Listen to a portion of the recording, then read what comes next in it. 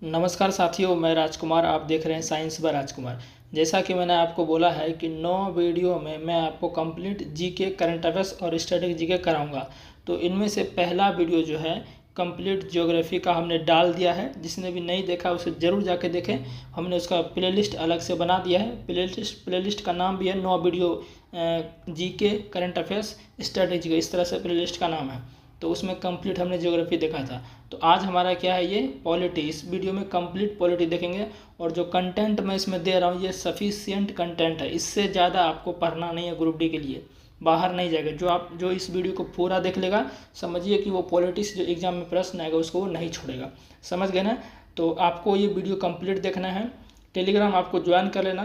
Class देखने के बाद मैं इसका PDF जो है 3-4 घंटे के बाद इसका PDF मैं अच्छे से डाल देता हूँ, ठीक है। तो क्लास लेकिन आपको पूरा देखना। जब तक क्लास नहीं देखोगे तो PDF जपते रह जाओगे, कुछ नहीं कर पाओगे, ठीक है ना। तो क्लास देखने के बाद ही आप PDF पढ़े तो बहुत ज़्यादा आपके लिए बेटर रहेगा। तो चलिए मेरे भाई, हम स्टार्ट करते हैं, ठीक है। और जो भी चैनल को सब्सक्राइब नहीं किए तो सब्सक्राइब जरूर कर लेना। सबसे पहले देखिए, हम पूरा यहाँ पर कंटेंट ले लिए, आपको दिख रहा होगा ना। पूरा यहाँ पर देखिए, पूरा आपको अच्छे साफ साफ दिख रहा होगा एकदम। कितना अच्छे से हमने जो है ये बनाया, पूरा आपको साफ साफ साथियों ये दिख रहा होगा। और भी है बहुत सारा इसमें, है ना। देखिए थोड़ा सा इसमें थोड़ा सा आपको हल्का सा ही दिखेगा, बाकी इतना ही दिखेगा। बाकी यार पूरा इधर आपको नीट एंड क्लीन दिखेगा, ठीक है।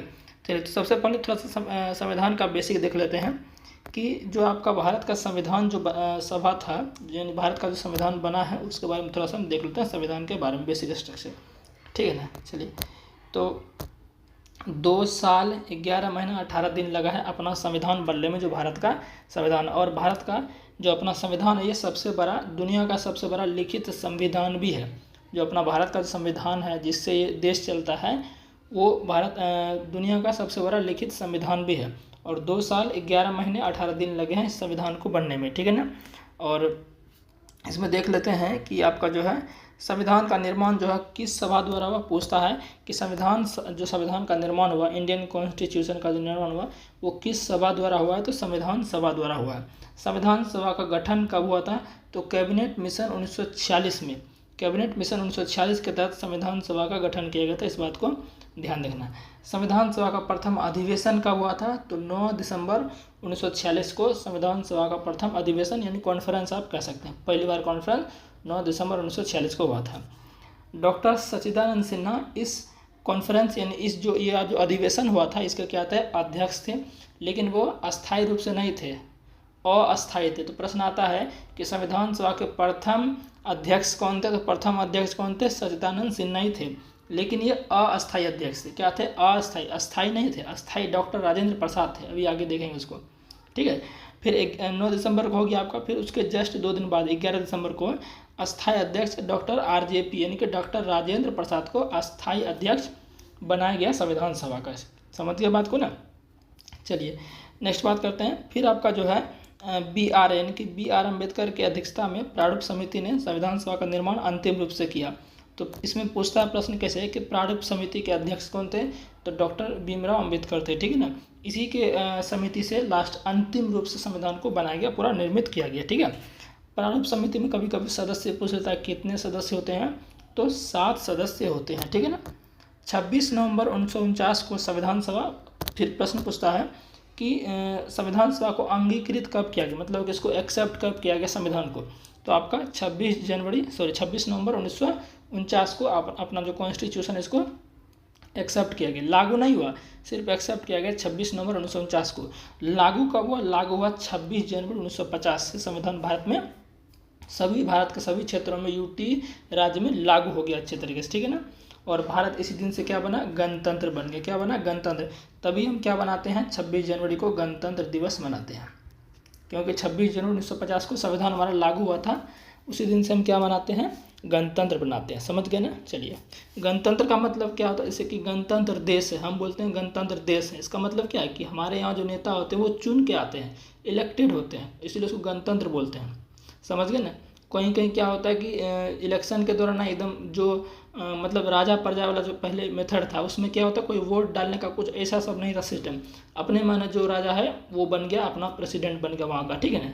तो गणतंत्र का मतलब क्या होता है कि जहाँ चुन के आया मतलब जिस देश में नेता चुन के बन रहे हैं, जिस देश में प्रतिनिधि चुन के आ रहे हैं, वोट के माध्यम से आ रहे हैं, तो उसको गणतंत्र बोलेंगे। ठीक है, चलिए। मूल संविधान, जो हमारा संविधान बना उसमें टोटल 22 भाग थे। इस 22 भाग को भी देखेंगे। पूछ लेता है कि 8वें भाग क्या है, 9वां भाग में क्या है, इस तरह से प्रश्न आता है, सभी को देखेंगे। धैर्य बनाए रखें। फिर आपका जो अनुसूची, इसमें 8 अनुसूची है और टोटल 395 आर्टिकल हैं। यानी कि जो मूल संविधान थे उसमें कितने भाग थे, 22 भाग थे। और आपका अभी 22 भाग है और आपका अनुसूची कितना था, 8। लेकिन ये मूल संविधान जिस समय संविधान बना था, लेकिन अभी अगर अनुसूची देखें तो अभी टोटल 12 अनुसूची हो गया, संशोधन करके उसमें जोड़ा गया, समझ गए ना। और 395 आर्टिकल थे। अभी आर्टिकल की संख्या बहुत ज़्यादा हो गई है, क्योंकि साथियों संविधान संशोधन किया गया, उसके तहत कुछ आर्टिकल को जोड़ा गया है ना। तो ये पूछेगा कि जब संविधान बना था उसमें भाग कितने थे, तो 22। अनुसूची कितने थे, अनुसूची मतलब शेड्यूल कितने थे, 8। और आपका जो आर्टिकल कितने थे, 395। समझ गए ना। वर्तमान में कितनी अनुसूचियाँ, वर्तमान में साथियों 12 अनुसूचियाँ, सभी को हम देखेंगे। मेरे सिर्फ जो एनटीपीसी का मैंने पेपर दिया था उसमें 2 अनुसूचियाँ डायरेक्ट पूछ लिया था। ठीक है। भारतीय संविधान का 2/3 भाग भारतीय शासन अधिनियम 1935 से लिया गया। एक अधिनियम है, एक्ट है, जो एक्ट का नाम क्या है, भारत शासन अधिनियम एक्ट। जो भारत का संविधान है इसका लगभग 2/3 पार्ट इसी से लिया गया है। ठीक है ना। लगभग 250 आर्टिकल जो इसी से लिए गए हैं। भारतीय संविधान सभा में कुल कितनी महिला थी, 15 महिला थी। इस बात को ध्यान रखना। अब जो भारत का संविधान बना है, भारत के संविधान के निर्माण में 10 देशों के संविधान की अहम भूमिका, मतलब कि 10 देशों के संविधान का कहने का मतलब क्या हो गया कि 10 देशों के संविधान से कुछ चीज़ें ली गई है, हमारे संविधान में जोड़ी गई है। समझ के बात को ना। जैसे कि एकल नागरिकता हो गया, मौलिक अधिकार हो गया, मौलिक कर्तव्य, ये सब दूसरे देश के संविधान से ली गई है। समझ गए। चलिए, तो अब देखिए यहाँ से थोड़ा सा आपको हल्का सा धुंधला दिख रहा होगा, लेकिन अब यहाँ पर आपको नीट एंड क्लीन दिखेगा। तो सबसे पहले हम देखेंगे भारत के संविधान के स्रोत। ठीक है ना। तो देखते हैं कि भारत ने अमेरिका से क्या क्या लिया। सिंपल प्रश्न आता है कि बताइए कि जो मौलिक अधिकार है ये भारत ने भारत के संविधान के द्वारा किस देश के संविधान से लिया गया है, तो अमेरिका के संविधान से। तो अमेरिका से क्या क्या लिया गया, देखिए। मौलिक अधिकार, फंडामेंटल राइट, जो आपको पता है कि फंडामेंटल राइट 6 प्रकार के हैं, वो आपके किससे ले गए हैं, अमेरिका के संविधान से। फिर आपका हो गया न्यायिक पुनरावलोकन। सिंपल प्रश्न है, न्यायिक पुनरावलोकन जो है किस देश के संविधान से लिया गया, तो अमेरिका। संविधान की सर्वोच्चता, ये भी आपका अमेरिका के संविधान से लिया गया है। न्यायपालिका की स्वतंत्रता, निर्वाचित राष्ट्रपति पर महाभियोग, मतलब हमारे देश में राष्ट्रपति होता है, तो राष्ट्रपति को आप मान चलिए हटाना चाहते हैं तो ऐसे नहीं हटा सकते हैं। उसको हटाने के लिए एक प्रक्रिया है जिसको बोलते हैं, क्या बोलते हैं, महाभियोग प्रक्रिया। तो ये महाभियोग प्रक्रिया अमेरिका के संविधान से ली गई है। समझ गए ना। फिर आपका विधि के समान संरक्षण, ये आपका अमेरिका से लिया गया। उपराष्ट्रपति का पद, अभी देखा होगा आपने, रिसेंटली न्यूज में रहा कि उपराष्ट्रपति ने आर्टिकल 67 के तहत इस्तीफा दे दिया था जगदीप धनखड़ ने। फिर 9 सितंबर को चुनाव भी हुआ और आपका रिसेंटली आपका कौन बने हैं, सीपी राधाकृष्णन आपके नए उपराष्ट्रपति बने हैं। ठीक है ना। अभी हम इसमें प्रश्न आता है उपराष्ट्रपति का चुनाव कैसे होता है, कौन वोट डाल सकता है, क्या योग्यता, ये सब प्रश्न आते हैं। तो इन सबको भी हम देखेंगे। कंप्लीट A to Z आपको साथियों मिलेगा इसमें। जो ग्रुप डी एग्जाम में प्रश्न बनते हैं सारे कंटेंट इसमें इंक्लूडेड हैं। ठीक है ना। उपराष्ट्रपति का पद ये अमेरिका से लिया गया है। संविधान की प्रस्तावना, देखिए यहाँ संविधान की प्रस्तावना है। संविधान की प्रस्तावना किससे लिया गया, अमेरिका के संविधान से। अगर बोल देगा प्रस्तावना की भाषा तो ऑस्ट्रेलिया के संविधान से लिया गया, उसको देखेंगे अभी। फिर आपका उपाध्यक्ष का पद, कोई भी अब देखेंगे लोकसभा का अध्यक्ष होता है, लोकसभा का उपाध्यक्ष होता है, या किसी भी पद का जो अध्यक्ष और उपाध्यक्ष होता है, तो ये अध्यक्ष और उपाध्यक्ष का पद आपका अमेरिका के संविधान से लिया गया। ठीक है। फिर आपका सुप्रीम कोर्ट, SC मतलब सुप्रीम कोर्ट, HC मतलब हाई कोर्ट के न्यायाधीश को हटाना है, तो ये सब जो विधि प्रक्रिया है अमेरिका के संविधान से ली गई है। फिर आपका लिखित संविधान भी आपका, जो हमारा भारत का क्या है, लिखित संविधान है, तो ये भी आपका अमेरिका के संविधान से लिया गया। तो इतनी सारी चीज़ें जो है अमेरिका से ली गई है। तो कोई भी इसमें पूछ सकता है कि मौलिक अधिकार किस देश से लिया गया था, अमेरिका के। न्यायिक पुनरावलोकन अमेरिका के। संविधान की सर्वोच्चता अमेरिका से। ठीक है। अब देखते हैं कि ब्रिटेन से क्या क्या लिया गया। देखो, ब्रिटेन से संसदीय प्रणाली, अपने देश में क्या है, प्रधानमंत्री है, राष्ट्रपति है कि नहीं। हमारे देश में प्रधानमंत्री है, राष्ट्रपति है, उपराष्ट्रपति है, मंत्रिपरिषद है, इन सबको संसदीय प्रणाली बोलते हैं। तो संसदीय प्रणाली की प्रक्रिया आपकी कहाँ से ली गई है, तो आपके ब्रिटेन से ली गई है। समझ की बात को ना। एकल नागरिकता, यानी कि एक ही नागरिकता भारत में होनी चाहिए। आपको पता है कि अगर आप भारत के हैं तो आपके पास सिर्फ भारत की ही नागरिकता होनी चाहिए। अगर आपके पास दूसरे देश की नागरिकता आई तो भारत की नागरिकता आपके पास ऑटोमेटिक रद्द हो जाएगी, क्योंकि भारत के पास क्या है, सिंगल सिटीजनशिप है, जो कि ब्रिटेन के कॉन्स्टिट्यूशन से लिया गया है, ठीक है ना। विधि निर्माण प्रक्रिया, कोई भी विधि शासक प्रक्रिया आपका रूल वगैरह बनाने का है ना, ये भी आपका ब्रिटेन यानी इंग्लैंड के संविधान से लिया गया है। फिर हम एकीकृत न्याय प्रणाली, ये आपका ब्रिटेन के संविधान से लिया गया। द्विसदनात्मक व्यवस्था, मंत्रिमंडल व्यवस्था, ये मंत्रिमंडल व्यवस्था वही हो गया संसदीय प्रणाली, इसी के तहत आ जाएगा, है ना, लेकिन मैंने लिख दिया दोबारा। तो ये आपका ब्रिटेन से लिया गया। अब देखते हैं जापान से क्या लिया गया। जापान से साथियों आपका अब आपको पता है कि हमारे संविधान में क्या बहुत सारे आर्टिकल हैं, तो आर्टिकल अरेंजमेंट, आर्टिकल जो सिस्टम है जापान से लिया गया। फिर जापान से क्या लिया गया, विधि द्वारा स्थापित प्रक्रिया, यानी कोई भी प्रक्रिया होगी तो वो रूल एंड रेगुलेशन के साथ होगी, है ना, तो ये आपका जापान से ये चीज़ें ली गई है। आयरलैंड से क्या क्या लिया गया है, नीति निर्देशक तत्व, राज्य के नीति निर्देशक तत्व, जो कि आर्टिकल 36 से 51 में भाग 4 में वर्णित है, ये हम पढ़ेंगे। तो नीति निर्देशक तत्व तो आयरलैंड से लिया गया है। राष्ट्रपति के निर्वाचक मंडल की व्यवस्था, यानी कि राष्ट्रपति का चुनाव कैसे होगा, राष्ट्रपति का निर्वाचन चुनाव कैसे होगा, ये आपके आयरलैंड से लिया गया है। फिर हम बात करते हैं राज्यसभा में राष्ट्रपति द्वारा मनोनीत 12 सदस्य। आपको पता है कि राज्यसभा में राष्ट्रपति क्या करते हैं, 12 सदस्य को मनोनीत करते हैं। अब ये 12 सदस्य मनोनीत मतलब ये कौन हो सकते हैं जिनको मनोनीत करते हैं, जो कि खेल में अच्छे प्रदर्शन किए हो, किसी कला में अच्छे प्रदर्शन किए हो, साहित्य में अच्छे प्रदर्शन किए हो, सामाजिक कार्य में अच्छे प्रदर्शन किए हो, उनको जो है राष्ट्रपति क्या करते हैं, कुल 12 लोगों को, 12 ऐसे फेमस लोगों को क्या करते हैं, राज्यसभा में मनोनीत करते हैं, ठीक है। चलिए फिर बात करते हैं ऑस्ट्रेलिया से मैंने बताया ना कि प्रस्तावना की भाषा, प्रस्तावना बोलेगा खाली तो अमेरिका से लिया गया है। लैंग्वेज ऑफ प्रियम्बल बोलते हैं इसको इंग्लिश में प्रस्तावना को, तो प्रस्तावना की भाषा ऑस्ट्रेलिया से ली गई है।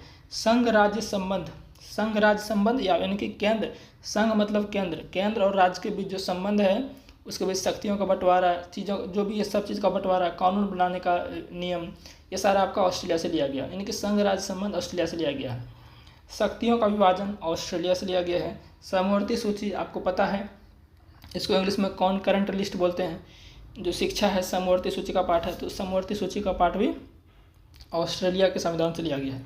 संयुक्त अधिवेशन ज्वाइंट सेशन, जो कि राष्ट्रपति बुलाता है, समझ गए ना, लेकिन अध्यक्षता लोकसभा अध्यक्ष करता है।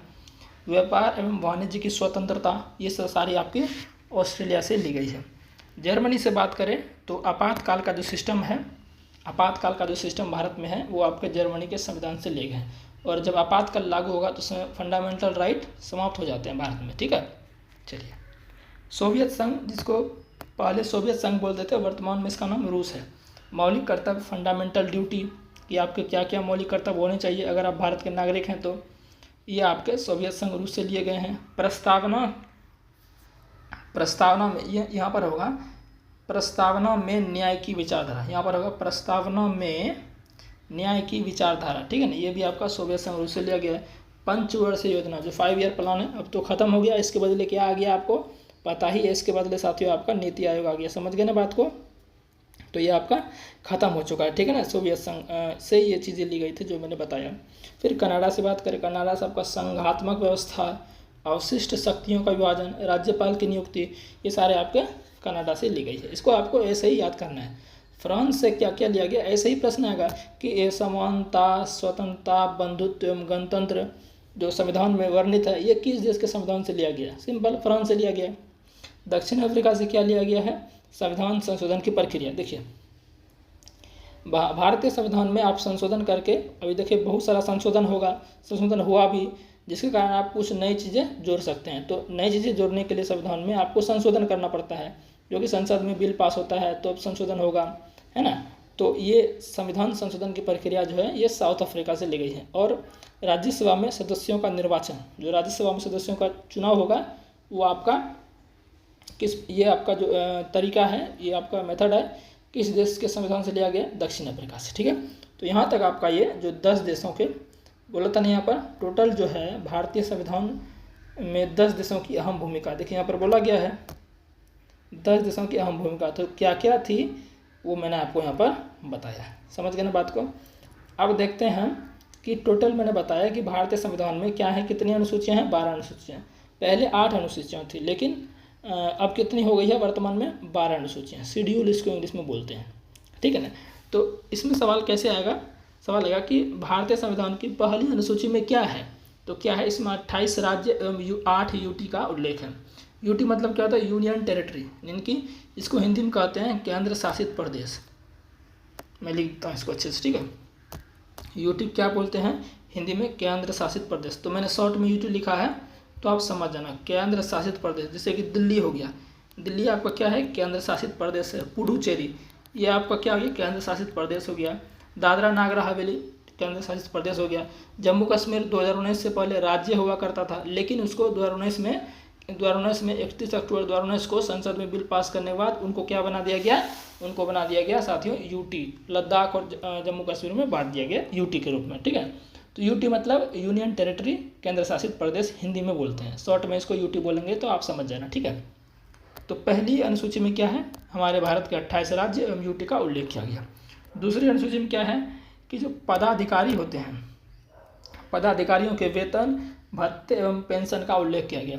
तीसरी अनुसूची में क्या है? शपथ ग्रहण की प्रक्रिया। अब जैसे राष्ट्रपति शपथ लेंगे, प्रधानमंत्री शपथ लेंगे, भारत के सीजीआई शपथ लेंगे, मुख्यमंत्री शपथ लेंगे, तो शपथ लेने की जो प्रक्रिया है ये अनुसूची 3 में वर्णित है।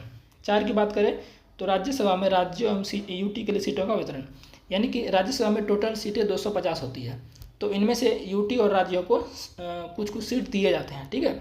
तो ये चीज़ें कहाँ लिखी हुई है? अनुसूची 4 में।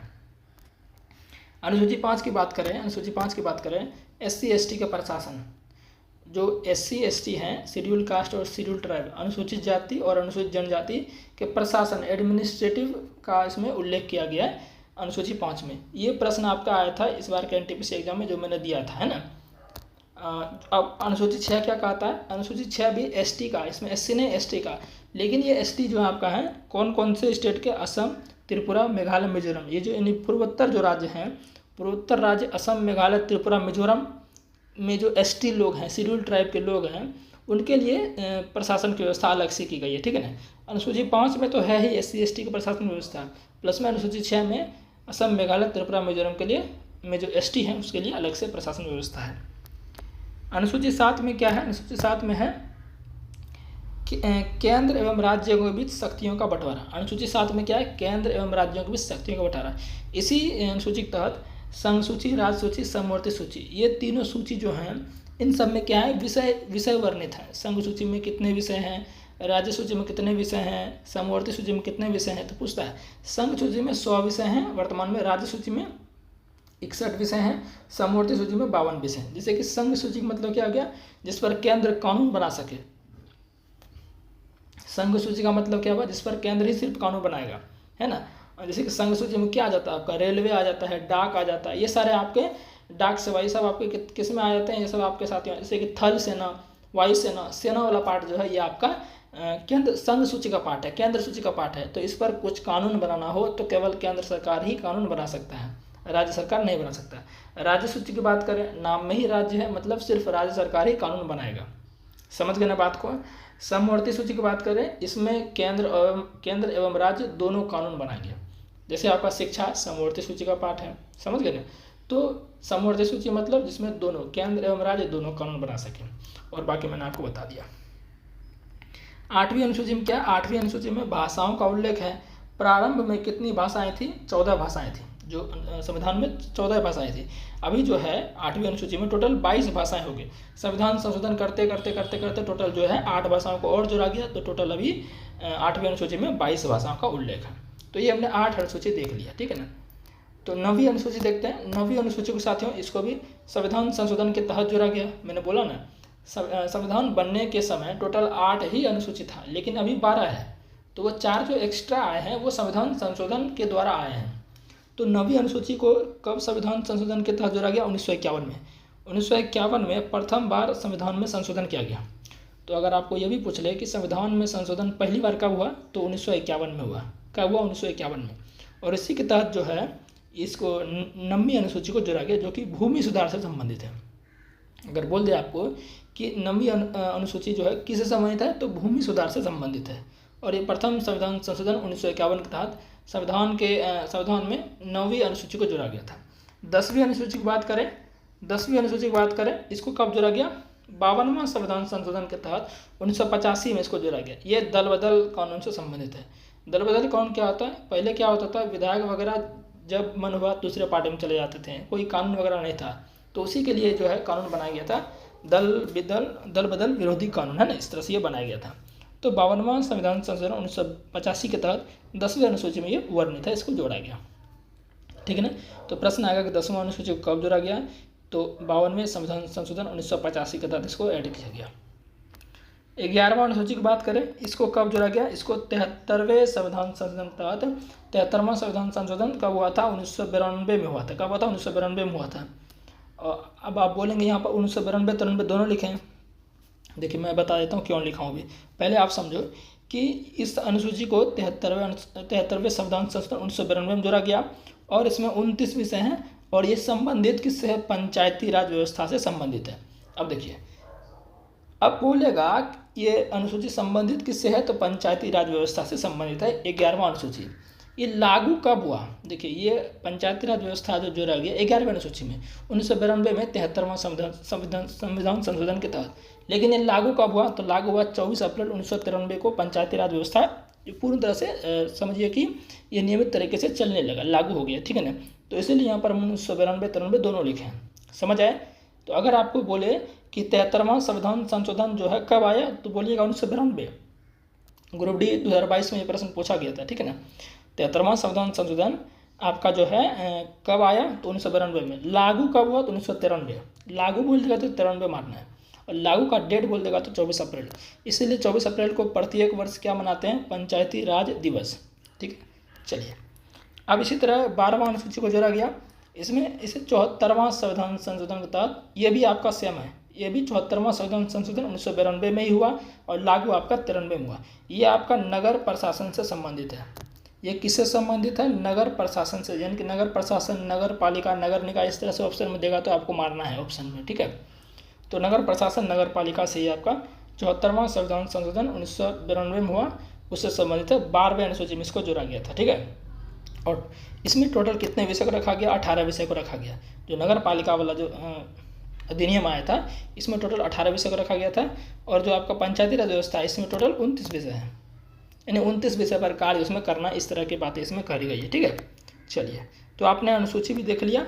मैंने आपको थोड़ा सा क्या बताया, पहले बताया कि संविधान संशोधन में जो है, मतलब कि संविधान का स्रोत कहाँ से संविधान लिया गया। फिर मैंने यहाँ पर क्या देखा? अनुसूची देखा। फिर मैंने क्या देखा? अनुसूची देखा। अब हम देखते हैं, अब मेरे भाई देखते हैं कि संविधान के भाग टोटल कितने भाग हैं। टोटल संविधान के 22 भाग हैं। कितने भाग हैं? टोटल संविधान के 22 भाग हैं। इस 22वें भाग को हम अच्छे से देखेंगे। पूछ लेता है कि संविधान का भाग 5 में क्या लिखा है, 6 में क्या लिखा है, इस तरह से प्रश्न जो एग्जाम में आते हैं। तो पहले भाग को देखते हैं, उसके बाद हम देखेंगे आर्टिकल को देखेंगे, और धीरे धीरे ऐसे ही बढ़ते जाएंगे जहाँ तक ये वीडियो आपके लिए चलने वाला है।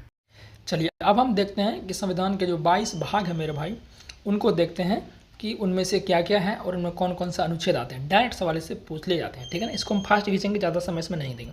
भाग 1 नंबर की बात करें तो भाग 1 क्या है आपका? भाग 1 में साथियों संघ और उसका क्षेत्र के बारे में बात किया गया। संघ और उसका क्षेत्र के बारे में बात किया गया, या राज्य और क्षेत्र भी बोल, संघ और उसका राज्य क्षेत्र बात किया गया, ठीक है ना। स्टेट एंड यूटी के और उसके एरिया जो उसके बारे में बात किया गया।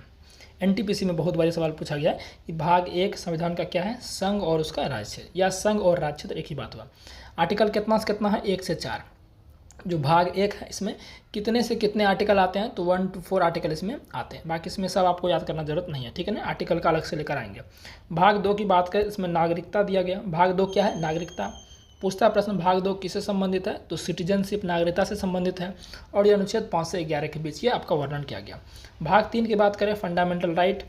फंडामेंटल राइट अभी बताएंगे सारा चीज़ कि फंडामेंटल राइट कहाँ से लिया गया, सब चीज़ बताएंगे। ये आपका अनुच्छेद 12 से 35 के बारे में दिया गया, ठीक है ना। 4 की बात करें, नीति निर्देशक तत्व, जो कि आयरलैंड से लिए गए हैं, अभी सब बताएंगे आपको। और अनुच्छेद इसका क्या है? अनुच्छेद 36 से 51 में पूरा नीति निर्देशक तत्व के बारे में दिया गया। समझ गए ना। अब मैंने बताया ना आपको, अभी जस्ट बताया था कि 42वां जो संविधान संशोधन था कब हुआ था? 1976 में। इसी के तहत क्या जोड़ा गया था मेरे भाई? भाग 4 का ए जोड़ा गया था। भाग 4 का ए अभी जस्ट बताया। ए के बदले आप क लिख सकते हैं, बी के बदले ख लिख सकते हैं, सी के बदले ग लिख सकते हैं। इस तरह से ये संविधान में दिया जाता है, ठीक है ना। हिंदी में लिखे को तो ये हुआ, ठीक है ना। तो वही चीज़ यहाँ देखिए मैं आपको बोल रहा हूँ ना, भाग 4 के क में या भाग 4 का ए बोल लीजिए, एक ही बात है। मौलिक कर्तव्य को जुड़ा गया है 51 का क, ये भी मैंने आपको बताया था। 51 का क के बदले 51 का आप ए भी लिख सकते हैं यहाँ पर। आगे बढ़ते हैं। नेक्स्ट मेरे भाई आपका है, नेक्स्ट आपका है भाग 4 का क हो गया। भाग 5 में मेरे भाई आपका क्या है, संघ सरकार, यानी कि केंद्र के बारे में पूरा इसमें दिया गया। राष्ट्रपति, उपराष्ट्रपति, जो भी चीज़ें हैं, प्रधानमंत्री, सारा चीज़ में आपको दिया गया। ये अनुच्छेद कहाँ से कहाँ तक है, 52 से 151 तक। भाग 5 में संघ सरकार, आपको पता है कि हमारा इंडिया में क्या है, यूनियन गवर्नमेंट है। क्या है मेरे भाई, यूनियन गवर्नमेंट है, ठीक है ना। तो संघ सरकार जो है मेरे भाई, जो आपका भाग 5 में वर्णन किया गया है, संघ सरकार या कहीं कहीं ओनली संघ लिखा रहेगा, एक ही बात है। अनुच्छेद 52 से लेकर 151। देखिए ये अनुच्छेद भी ऐसा है ना, आपको ये आसानी से याद हो जाएगा। 52 में 1 घटा दो, 100 जोड़ दो, 52 से 151, कितना ईजी है याद करना। भाग 6 का साथियों, अब चूंकि भाग 5 में संघ के बारे में बता दिया, संघ में संसद होगा तो राज्य में क्या होगा, विधानमंडल होगा। तो विधानमंडल, मुख्यमंत्री सब आएंगे, पूरा राज्यपाल आएंगे, इस तरह से आपके आएंगे, ठीक है ना। तो आपका जो है भाग 6 में राज्य के बारे में बताया गया। इतना समझो, भाग 5 में केंद्र के बारे में बताया गया और भाग 6 में आपका राज्य के बारे में बताया गया। भाग 5 में केंद्र सरकार, भाग 6 में राज्य सरकार, किसी तरह आप बोल सकते हो। और ये आपका एक, अब चूंकि 151 हो गया तो एक बढ़ेगा, तो 152 से 237 के बीच चर्चा की गई है। पूरा इसमें राज्यपाल, उपराज्यपाल, सारा चीज़ जो भी है इसमें, पूरा इसमें मुख्यमंत्री, विधान परिषद, विधानसभा, जो भी चीज़ इसमें राज्य के बारे में, राज्य में होती है, जिस तरह केंद्र में होती है, सारा चीज़ इसमें दिया गया, ठीक है मेरे भाई। और भाग 7 की बात करते हैं, तो भाग 7 को मेरे भाई निरस्त कर दिया गया, इसको हटा दिया गया। ये 238 अनुच्छेद में था, इसको हटा दिया गया, ठीक है ना। बस ये आपको ध्यान नहीं रखना है, इसको गोली मार दो, इसको हटा दो, ठीक है ना, इसको देखना ही नहीं है। भाग 8 में क्या है, संघ और उसका राज्य क्षेत्र, मतलब यूटी के बारे में दिया गया, यूनियन टेरिटरी। भाग 8 में क्या है, देखो कन्फ्यूज नहीं होना।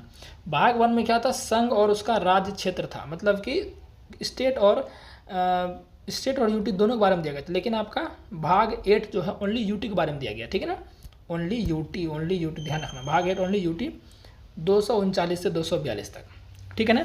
फिर भाग 9 की बात करें तो पंचायत से संबंधित है। भाग 9 क्या है मेरे भाई, पंचायत से संबंधित है। अनुच्छेद की बात करें तो 243 से लेकर 243 ओ तक है।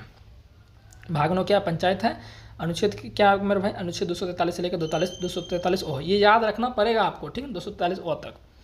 भाग 9 के क, मैंने आपको बताया था कि 9 के क साथियों आपका क्या है, नगर पालिका, जो कि कौन अनुसूची के तहत जोड़ा गया था, अरे बोलिए, 12वीं अनुसूची। कौन सा, 12वीं अनुसूची के तहत मेरे भाई इसको जोड़ा गया था, नगर पालिका समिति। अनुच्छेद क्या है, 200। अब चूंकि यहाँ ओ हो गया, देखो बात को ध्यान से, यहाँ ओ हो गया ना, अरे पंचायत क्या है, 243 से 243 ओ में, तो ओ के बाद पी आएगा, है ना। तो 243 पी से 243 जड जी तक इसमें आपका क्या है, नगर पालिका है, ठीक है ना। इस सब का तो नहीं पूछेगा ज़्यादा, लेकिन कम से कम ये ध्यान रखना है, भाग 9 के क में क्या है, नगर पालिका, भाग 9 में पंचायत, ये बात आपको ध्यान रखना है, ठीक है ना। भाग 9 के ख क्या है, सहकारी समितियाँ। भाग 9 के ख मेरे भाई क्या है, सहकारी समितियाँ। 243 जड एच से 243 जड टी तक इसमें आपका दिया गया है क्या, सहकारी समितियाँ, ठीक है ना। बात करते हैं भाग 10। भाग 10 जो है तो उसमें SC ST के एरियाज़ के बारे में, उसके क्षेत्र के बारे में इसमें दिया गया है। 244 से लेकर 244 क तक दिया गया SC ST क्षेत्र, ठीक है ना।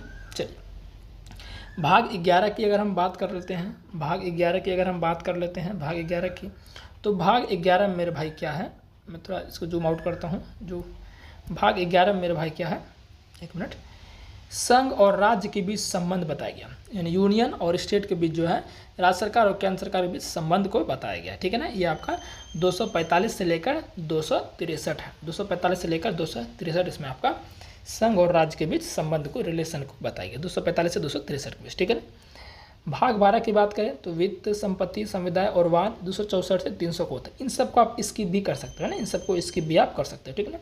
भाग 13 की बात करें तो भारत के राज्य क्षेत्र के भीतर व्यापार, वाणिज्य एवं समागम 301 से 307 तक, ठीक है ना।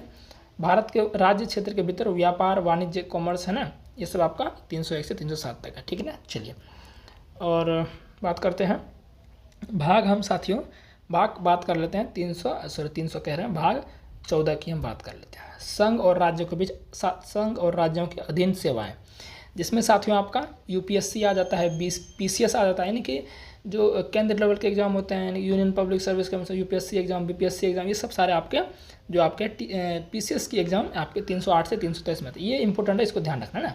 डायरेक्ट पूछता है यूपीएससी और पीसीएस, स्टेट पीसीएस का संबंध किस भाग से है, तो 14 से। ये भाग 12-13 को 1 मिनट के लिए आप 1 मिनट का पूरा आप इसको स्किप भी कर सकते हो ना, ये पूरा आप इसको स्किप, ये जो मैंने आपको बताया है 12-13, इसको आप स्किप भी कर सकते हो, कोई ज़रूरत नहीं याद करने का, आज तक एग्जाम में नहीं आया, ठीक है ना। तो भाग 14 में यूपीएससी से संबंधित है, संघ और राज्यों के अधीन सेवाएं, है ना, संघ के यूपीएससी, राज्यों के पीसीएस, ठीक है। चलिए भाग 14 के क क्या है, अधिकरण है, क्या है, अधिकरण है। 323 का क से 323 का ख, यानी कि 2 ही आर्टिकल समझ लीजिए, 323 का क, 323 का ख, 2 ही आर्टिकल, ठीक है ना। ये आपका भाग 14 के क में अधिकरण है, ठीक है ना। आज तक ये सब नहीं पूछा गया, लेकिन 22 भाग में आपको बता दे रहा हूँ, ठीक है ना। 15 के निर्वाचन, ये सब बहुत ज़्यादा इंपॉर्टेंट है, ये सब आप बहुत ज़्यादा इंपॉर्टेंट है। भाग 15 सीधा पूछता है किससे संबंधित है, निर्वाचन से, यानी इलेक्शन से। तो 324 से 329 ये सब आपको याद रखना है। 324 से 329 मेरे भाई क्या है, ये आपका निर्वाचन है। 324 से 329 क्या आपका निर्वाचन यानी इलेक्शन, ठीक है ना। 16 की बात करें तो कुछ वर्गों के संबंधित विशेष प्रावधान 330 से 342, यानी इसी में साथियों जो आपका है SC ST और SC ST से संबंधित जो आपका है, आपका इसमें क्या दिया गया, कुछ रिजर्वेशन सीटों का इसमें दिया गया, ठीक है ना, चाहे चुनाव में हो या किसी और चीज़ में हो, ठीक है ना। कुछ वर्गों से संबंधित विशेष प्रावधान SC ST OBC का भी जो भी सारा इसमें आपका दिया गया, ठीक है ना, आपको ध्यान रखना है, ठीक है ना। रिजर्वेशन का बात समझिए कि 16 में भाग 16 में आपका रिजर्वेशन, भाग 15 में निर्वाचन, ठीक है ना। भाग हम 18 की बात करें, अगर 17 की बात करें, 17 में अपना भाषा के बारे में दिया गया, राजभाषा 343 से 357। भाग 17 के बारे में क्या दिया गया, राजभाषा, ये सारा इंपॉर्टेंट है, बहुत बार पूछा गया। भाग 15 निर्वाचन, भाग 17 राजभाषा, ये सब खूब पूछा गया। 343 से 357 तक इसका वर्णन किया गया है।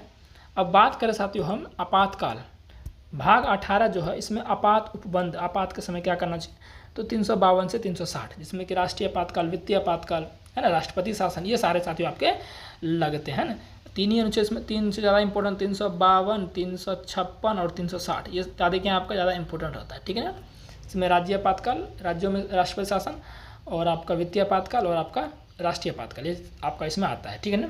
तो ये आपका भाग 18 भी इंपॉर्टेंट है, आपातकाल से संबंधित है, ठीक है ना। फिर बात करते हैं भाग 19, तो ये सब भी ज़्यादा इंपॉर्टेंट नहीं है, भाग 19 भी आपका, इसको भी स्किप कर सकते हो, ठीक है ना। भाग 20 बहुत ज़्यादा इंपॉर्टेंट है, संविधान का संशोधन, अनुच्छेद 368, भाग 20 क्या है, अनुच्छेद 368, ये आपको ध्यान रखना है। और बाकी इधर जो भी है इन सबको आप स्किप कर सकते हैं, 21-22 को आप साथियों स्किप कर सकते हो, ठीक है ना। एक बार इसको आप देख लो, बाकी मुझे लगता है ये करना वेस्ट है, कभी आज तक आया नहीं और आएगा भी, ज़्यादा इंपॉर्टेंट नहीं है ना, इसलिए। तो ये 22 भाग भी मैंने साथियों जो इंपॉर्टेंट थे वो मैंने आपको बता दिए, ठीक है ना। चलिए अब हम देखते हैं नेक्स्ट टॉपिक। तो बात करते हैं, पूछा जाता है डायरेक्ट प्रश्न में कि प्रथम संविधान संशोधन कब हुआ, पहले ये प्रश्न आएगा। तो प्रथम संविधान संशोधन आपका कब हुआ, 1951 में हुआ। कब हुआ, 1951 में आपका प्रथम संविधान संशोधन हुआ है, ठीक है ना। और इससे और भी प्रश्न पूछे जाते हैं, जो प्रश्न पूछे जाते हैं सारे चीज़ मैंने लिख दिए हैं, इसलिए कह रहा हूँ इससे बेटर वीडियो नहीं हो सकता है। और प्रथम संविधान संशोधन के द्वारा कौन सी अनुसूची जोड़ी गई, मैंने आपको बोला 8 ही अनुसूची थी पहले संविधान में, अनुसूची पर भी आएंगे, जो अनुसूची है सब पर भी देखेंगे। तो 9वां अनुसूची जोड़ा गया, आपका 9वां शेड्यूल जोड़ा गया, किस संविधान संशोधन के तहत, प्रथम संविधान संशोधन के तहत। और ये किससे संबंधित था, तो भूमि सुधार से संबंधित था। डायरेक्ट प्रश्न आता है कि प्रथम संविधान संशोधन जो है किस चीज़ से संबंधित था, तो भूमि सुधार से। प्रथम संविधान संशोधन के द्वारा कौन सी अनुसूची जोड़ी गई, 9वीं अनुसूची जोड़ी गई। और 1951 में ये आपका कॉन्स्टिट्यूशन अमेंडमेंट हुआ था, संविधान संशोधन हुआ था। अगर हम प्रथम के बाद दूसरा तीसरा, वो सारे इंपॉर्टेंट आपके नहीं है, सारे नहीं पूछे जाते हैं, ठीक है ना, सारे करना एकदम समझिए कि फालतू है।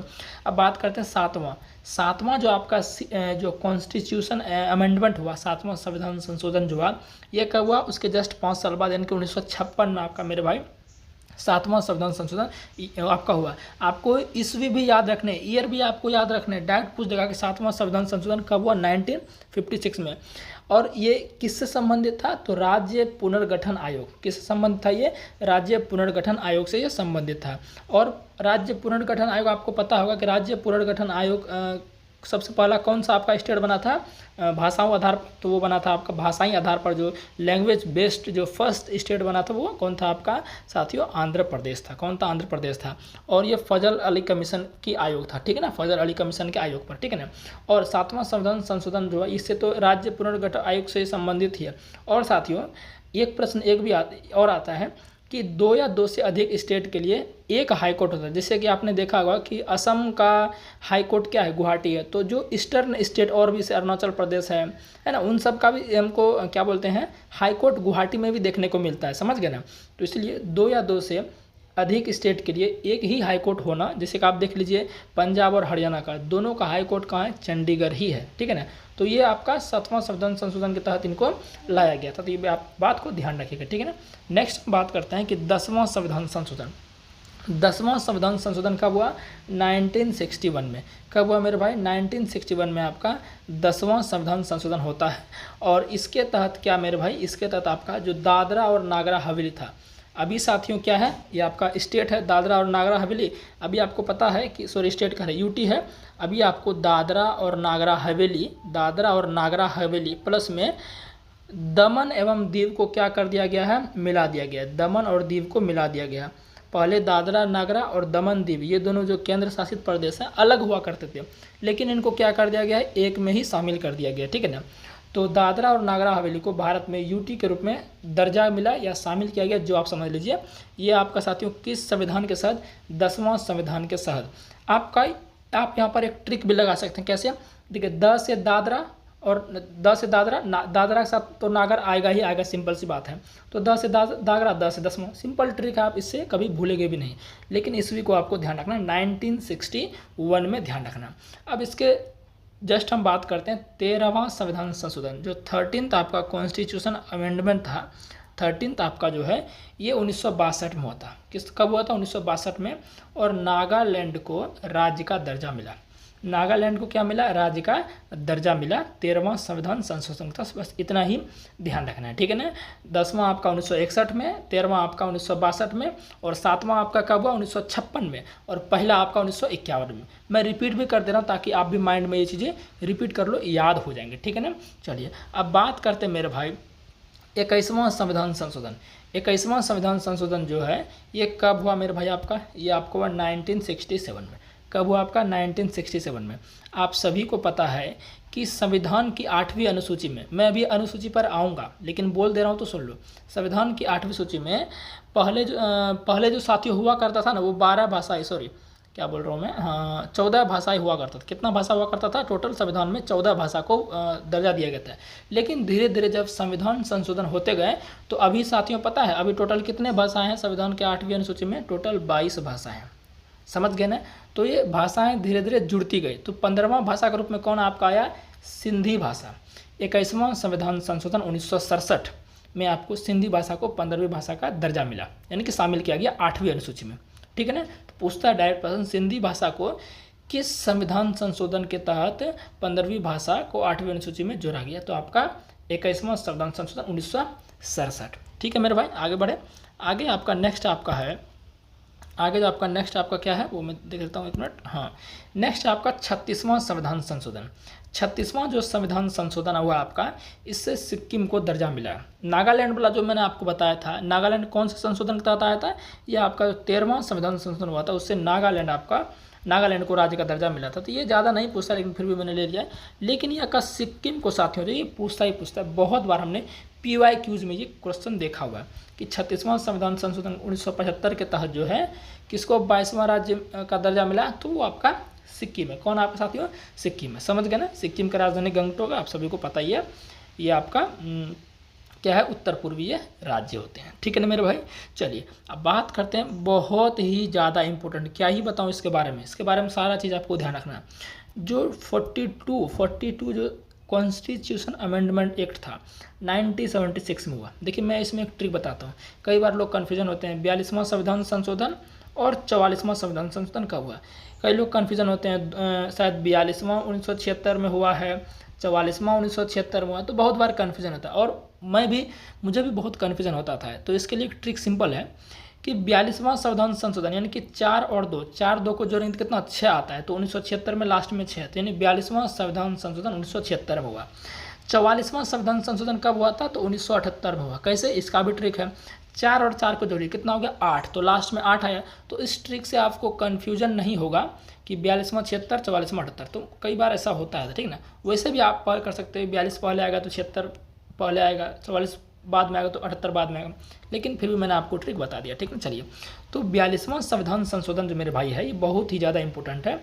ये साथियों आपका जो है, इसके तहत मौलिक कर्तव्य को जोड़ा गया था, जो 11वां मौलिक कर्तव्य है। इसके तहत क्या आपका 11वां, संविधान में पहले साथियों 10 मौलिक कर्तव्य होते थे, जो आपका इंदिरा गांधी के समय ये मौलिक कर्तव्य वाली चीज़ें साथियों आई थी, ठीक है ना। संविधान के भाग 4A में, संविधान के भाग 4 में आपका क्या है, क्या आप हमें बताएंगे संविधान के भाग 4 में क्या है, तो बोलेंगे सर भाग 4 में नीति निर्देशक तत्व है।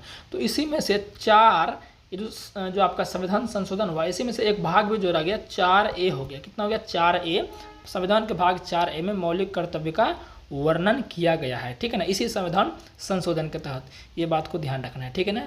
और मौलिक कर्तव्य जो आपका है, स्वर्ण सिंह समिति, स्वर्ण सिंह कमेटी बनी थी, उसी के तहत ये मौलिक कर्तव्य को लाया गया था, ठीक है ना। 11वां मौलिक कर्तव्य, पहले 10 ही हुआ करते थे, लेकिन अभी 11 मौलिक कर्तव्य आपका। और वो 11वां मौलिक कर्तव्य क्या था, वो था साथियों शिक्षा से रिलेटेड था। मतलब कि कहने का हमारा ये है कि जो माता पिता होते हैं वो साथियों क्या कि 6 से 14 साल के जो बच्चे हैं, 6 से 14 साल के जो बच्चे हैं, उनको वो क्या करे, शिक्षा प्रदान करने का अवसर दे, मतलब कि उसका देखभाल करे, शिक्षा से संबंधित जो भी है, सीधा आपने कहिए उसको पढ़ाए लिखाए, और जो भी उसके संरक्षक वगैरह होते हैं, ठीक ना, माता पिता का ये कर्तव्य बनता है कि 6 से 14 साल के बच्चों को पढ़ाए लिखाए, अच्छी क्वालिटी उसको शिक्षा जो भी है उसको दे, और या जो उसके संरक्षक है उसका जो देखभाल करते हैं, ठीक है ना। ये आपका 11वां मौलिक कर्तव्य था। और ये जो शिक्षा वाला बात है, ये शिक्षा वाला अधिकार एक तरह से बन गया, इसको आपको 86वें संविधान संशोधन 2002 के तहत जोड़ा भी गया था, ठीक है ना। तो वो अभी हम आगे देखेंगे, ठीक है ना।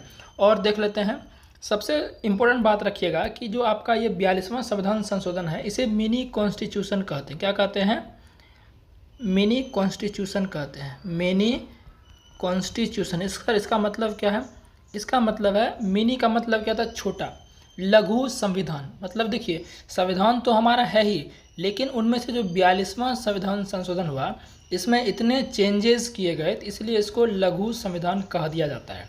साथ ही तो प्रस्तावना आपका है, आपको पता है कि प्रस्तावना वर्ड हमने कहाँ से लिया है, मैंने आपको बताया था, अभी नहीं बताया है ना, तो इसको भी देखेंगे। प्रस्तावना वर्ड साथियों हमने USA से लिया है, अमेरिका से लिया है। तो प्रस्तावना में संशोधन तो कर नहीं सकते थे, लेकिन प्रस्तावना में 3 शब्द साथियों जोड़ दिए गए। कौन सा, पंथ निरपेक्ष, समाजवाद और अखंडता। ये 3 वर्ड साथियों 42वें संविधान संशोधन के तहत जोड़े गए थे आपके प्रस्तावना में। इस बात को ध्यान रखना, पूछा गया, बहुत बार पूछा गया, समझ गए ना। चलिए और बात कर लेते हैं, क्या इसके तहत हुआ, बहुत चीज हुआ है। लोकसभा या विधानसभा का कार्यकाल 5 साल से 6 साल तक कर दिया गया। लोकसभा या विधानसभा का कार्यकाल जो है, आपका टेन्योर जो है, वो 5 साल से बढ़ाकर 6 साल तक कर दिया गया 42वें संविधान संशोधन के तहत, ठीक है ना। इसे लघु संविधान भी कहते हैं, बता ही दिए। राष्ट्रपति को सलाह मानने के लिए बाध्य, मतलब कि इस संविधान संशोधन में ये भी चर्चा की गई कि राष्ट्रपति को सलाह मानना पड़ेगा, या अगर कोई भी केंद्र अगर कोई भी योजना लाती है, अगर राष्ट्रपति के पास प्रस्ताव भेजती है तो राष्ट्रपति को साइन करना पड़ेगा, ठीक है ना। तो वही बात कर रहा है कि राष्ट्रपति को सलाह मानने के लिए बाध्य किया जाएगा, इसको मानना पड़ेगा सलाह, जो भी हम योजना लाएंगे उसके लिए उसको खुशी दुखी से साइन करना पड़ेगा, जो भी है, ठीक है ना। तो ये आपका इसी संविधान के संशोधन हुआ था, ठीक है ना। भाग 4A में इसे जोड़ा गया, बता ही दिया मैंने आपको, जो 42वां संविधान संशोधन के तहत भाग 4A में भाग 4A को लाया गया। पहले 4 था भाग, 4 के बाद 5 था, लेकिन 4 के बाद 4A में 4A लाया गया आपका 42वां संविधान संशोधन के तहत। और 4A क्या था, मैंने बोल ही दिया, मौलिक कर्तव्य था। अगर अनुच्छेद पूछ रहे तो अनुच्छेद आपका कौन सा, 51 का A, अनुच्छेद 51 का A साथियों ध्यान रखिएगा। 4A भाग जोड़ा गया, और 4A में जो 51A है उसमें ये मौलिक कर्तव्य, जो कि मैंने आपको बता ही दिया कि 6 से 14 वर्ष के बच्चों को माता पिता का यह फर्ज बनता है उसको पढ़ाई लिखाएं, अच्छी शिक्षा प्रदान करें, ठीक है ना। चलिए, और शिक्षा साथियों पहले राज्य सूची का विषय था, शिक्षा पहले राज्य सूची का विषय था। शिक्षा जो एजुकेशन था मेरे भाई, वो राज्य सूची में आता था, लेकिन साथियों जो है राज्य सूची में आता था तो शिक्षा पर सिर्फ राज्य ही कानून बनाएगा, तो लेकिन इसको हटा करके समवर्ती सूची में डाल देगा। किस में डाल देगा? समवर्ती सूची में इसको डाल देगा। मैं आपको बता दूं कि जो आपके क्या बोलते हैं, सूची 3 प्रकार का होता है। एक होता है मेरे भाई संघ सूची, इसको अभी देखेंगे। एक होता है राज्य सूची और एक आपका समवर्ती सूची होता है। संघ सूची में 100 चीज़ें हैं, 100 विषय हैं कह सकते हैं। और आपका राज्य में साथियों जो है, राज्य में 61 विषय हैं। और जो आपका जो ये समवर्ती सूची होता है, इसमें साथियों आपका 52 विषय हैं। ठीक है ना। चलिए, तो ये अलग से हम देख लेंगे। तो इतना समझ गए क्या? शिक्षा को समवर्ती सूची में जोड़ा गया इसी तहत, इसी संविधान संशोधन के। और भी था, नाप तौल भी था और कृषि वगैरह भी था। ठीक है ना। तो बस आपको शिक्षा वाला ध्यान रखना, ये पूछा जाता है। संसद एवं विधानमंडल के लिए कोरम को समाप्त किया गया। साथियों, संसद एवं विधानमंडल के लिए कोरम को समाप्त किया गया। इसका मतलब क्या है?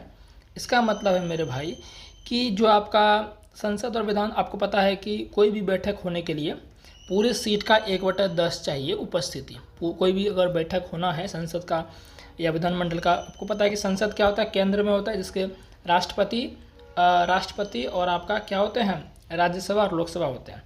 सेम उसी तरह विधानमंडल में भी आपका होता है। तो कोई भी बैठक हो रही है तो बैठक संपूर्ण होने के लिए, यानी कि उसको एक वैलिड बैठक बनाने के लिए 1/10 सदस्य जरूरी है कुल सीट का। समझ गए ना। तो ये चीज़ें खत्म कर दी गई आपका 42वां संविधान संशोधन के तहत। इस बात को भी ध्यान रखना। ठीक है ना। तो ये सारे इंपॉर्टेंट पॉइंट थे, इसीलिए इसको साथियों जो है मिनी कॉन्स्टिट्यूशन कहा गया। बहुत सारा इसमें बदलाव मेरे भाई हुआ। अब हम आगे बढ़ते हैं। ठीक है ना। आगे बढ़ते हैं, आगे देखते हैं 42वां से सीधे 86वां संविधान संशोधन। रुकिए 1 मिनट, मैं थोड़ा सा दूसरा करता हूँ। 1 मिनट। 42वां के बाद जो है ना, आगे आ गया मैं थोड़ा सा। 42वां के बाद देखते हैं 44वां संविधान संशोधन। क्या देखते हैं? 44वां संविधान संशोधन देखते हैं। 44वां संविधान संशोधन कब हुआ था? 1978 में। मैंने बता दिया 448, लास्ट में 8 डिजिट आ रहा है, ध्यान रखिए। इसके तहत साथियों क्या था कि संपत्ति का जो अधिकार था, संपत्ति के अधिकार को मौलिक अधिकार से हटाकर विधिक अधिकार बनाया गया। बहुत बार पूछा गया है कि किस संविधान संशोधन के तहत संपत्ति के अधिकार को हटाकर मौलिक अधिकार बना दिया गया। तो वो साथियों आपका क्या है? वो साथियों आपका है कौन सा संविधान संशोधन? 44वां संविधान संशोधन 1978 के तहत संपत्ति के अधिकार को हटाकर विधिक अधिकार बना दिया गया। और इसको पहले ये कौन से अनुच्छेद में था? संपत्ति का अधिकार पहले 31 आर्टिकल में था, लेकिन जब इसको संशोधन करके हटाया गया तो आर्टिकल 300A में डाल देगा। ए रहेगा या हिंदी में क रहेगा, एक ही बात है। ठीक है ना। ए रहेगा या हिंदी में क रहेगा। तो ये बात को ध्यान रखिएगा। ठीक है, बस इतना ही ध्यान रखना इसमें। आगे बात करते हैं 52वां संविधान संशोधन। 52वां संविधान संशोधन मेरे भाई क्या है? ये आपका 1985 में, इस भी बहुत ज़्यादा जरूरी याद रखना। 52वां संविधान संशोधन 1985 में हुआ था और इसके तहत 10वीं अनुसूची जोड़ा गया था। अभी याद करो, टोटल 8 अनुसूची होता था पहले संविधान में, लेकिन 9वां अनुसूची कब जोड़ा गया? अरे 9वीं अनुसूची कब जोड़ी गई? 1951 में। समझ आ रहा है ना। और 10वीं अनुसूची कब जोड़ा गया? 1985 में 10वीं अनुसूची जोड़ा गया, जिसमें क्या था? दल बदल कानून से संबंधित बातें की गई थी। यानी कि कोई भी नेता जीतता है बीजेपी से तो वो किसी और में चला गया, कोई भी नेता कांग्रेस से जीतता है तो उससे चला गया, यानी कि पार्टी बदल लेता था इजीली। तो इससे संबंधित कानून उसमें बनाए गए थे। 10वीं अनुसूची में इनको इंक्लूड किया गया, ध्यान रखना। बस इतना ही, ज़्यादा कुछ नहीं है। 56वां संविधान की बात करें, 56वां संविधान संशोधन ये कब हुआ आपका? तो ये मेरे भाई आपका हुआ 1987 में। 56वां संविधान संशोधन कब हुआ है? 1987 में। और अगर हम 56 में 20 घटा दें, 56 में 20 घटाएंगे तो क्या आएगा? 36वां। और आपको पता है कि 36वां संविधान संशोधन कब हुआ था? 1975 में। कब हुआ था? जस्ट अभी बताए हैं 6-7 मिनट पहले आपको। और इसके तहत सिक्किम को कौन सा राज्य बना था? सिक्किम 22वां राज्य बना था। उसके बाद और भी आए, लेकिन वो सब इंपॉर्टेंट नहीं है, सिर्फ इंपॉर्टेंट ही करके जाना है। ज़्यादा कंटेंट आपको नहीं पढ़ना है, तो दिमाग खराब हो जाएगा। जीके है ये, ठीक है ना। तो 56वां संविधान संशोधन के 1987 के तहत गोवा को 25वां राज्य का दर्जा मिला। बस इतना ध्यान रखना। नेक्स्ट बढ़ते हैं 61वां संविधान संशोधन। इसके तहत जो है पहले वोट देने का अधिकार 21 साल से था, ठीक है ना। लेकिन 61वां संविधान संशोधन 1989 में हुआ। कब हुआ? 1989 में हुआ। 1989 में बता सकते हैं कौन था प्रधानमंत्री? तो 1989 में साथियों था आपका राजीव गांधी प्रधानमंत्री था। कौन था? राजीव गांधी प्रधानमंत्री था, ठीक है। तो इसके तहत लोकसभा और विधानसभा में मतदान की आयु, वोट देने का आयु 21 साल से 18 साल तक किया गया। बस इतना ही ध्यान रखना है। 69वां संविधान संशोधन जो है, 69वां संविधान संशोधन, इसके लिए इस संविधान संशोधन का दिल्ली को राजधानी बनाया गया 1991 में। 69वां संविधान संशोधन 1991 में और 61वां संविधान संशोधन 1989 में, ठीक है ना। फिर बात करते हैं 71वां। इसके जस्ट दो स्टेप बाद 71वां जो संविधान संशोधन आता है, ये आपका होता है 1992 में। कब आता है? 1992 में। इसके तहत याद करिए ज़रा ध्यान से, ज़रा आप अच्छे से मेरे भाई याद करिए कि मैंने बोला था कि संविधान में पहले 14 ही भाषाओं का उल्लेख किया गया था, लेकिन धीरे धीरे संशोधन करके अभी 22 भाषा हो गई है। तो बता सकते हैं कि 15वां भाषा कौन जोड़ा गया था? अरे 15वां कौन जोड़ा गया था? सिंधी भाषा जोड़ा गया था। कौन जोड़ा गया था? सिंधी भाषा 15वां आपका जोड़ा गया था। कौन से संविधान संशोधन? कौन से? 21वां संविधान संशोधन कब हुआ था पता है ना? 1967 में 21वां संविधान संशोधन हम किए थे, जिसमें सिंधी भाषा को जोड़ा गया और ये 15वीं बनी थी। और इसके बाद 71वां संविधान संशोधन जो आपका 1992 में हुआ, इसके तहत 3 भाषा को जोड़ा गया। इसको ट्रिक याद रखना, नमक, न से नेपाली भाषा, म से मणिपुरी, क से कोंकणी भाषा, इस 3 भाषा को जोड़ा गया 71वां संविधान संशोधन 1992 में। अब टोटल कितनी भाषा हो गई? 15 पहले से था, 15 3 18। ये भी प्रश्न पूछा गया है, किस संविधान संशोधन के तहत टोटल भाषाओं का जो उल्लेख है 18 हो गया? भाई 15 पहले से था, 3 जोड़ दिए 18 हो गया। तो 71वां संविधान संशोधन 1992 में। बात क्लियर है क्या? उम्मीद है समझ गए, ठीक है ना। अब बात करते हैं मेरे भाई, बहुत ही इंपॉर्टेंट, जब मैंने ग्रुप डी का एग्जाम दिया था तो उस समय भी ये प्रश्न आया हुआ था, लेकिन मैंने गलत बना दिया था, है ना। मैंने ये लगभग 2022 की बात है, गलत मैंने बना दिया था उसमें, हर बार गलत बना दिया था। करेक्टली मुझे उसमें ईस्वी आता, लेकिन पूछा अलग था। 73वां संविधान संशोधन कब हुआ था? 1992 में हुआ था। 73वां संविधान संशोधन कब हुआ? 92। देखिए 71वां भी 92 में ही हुआ है, ध्यान रखना। 71वां भी 92 में ही हुआ है, 73वां 92 में भी हुआ है, और 74वां भी 92 में हुआ है, लेकिन अंतर थोड़ा थोड़ा है, चीज़ें अलग अलग है। जो 73वां संविधान संशोधन हुआ किससे संबंधित है? जो ग्राम लेवल का सरकार होता है, यानी पंचायती राज व्यवस्था, स्थानीय सरकार, पंचायती राज व्यवस्था से संबंधित है। सीधा याद रखो, पंचायत से संबंधित है। ये साथियों लागू कब हुआ? यही पूछा था लागू, जो हमको डेट याद नहीं था तो हम इसको गलत बना दिए थे। 24 अप्रैल 1993 को ये साथियों क्या हुआ था? लागू हुआ था। 24 अप्रैल 1993 को ये क्या हुआ था? लागू ध्यान रखना।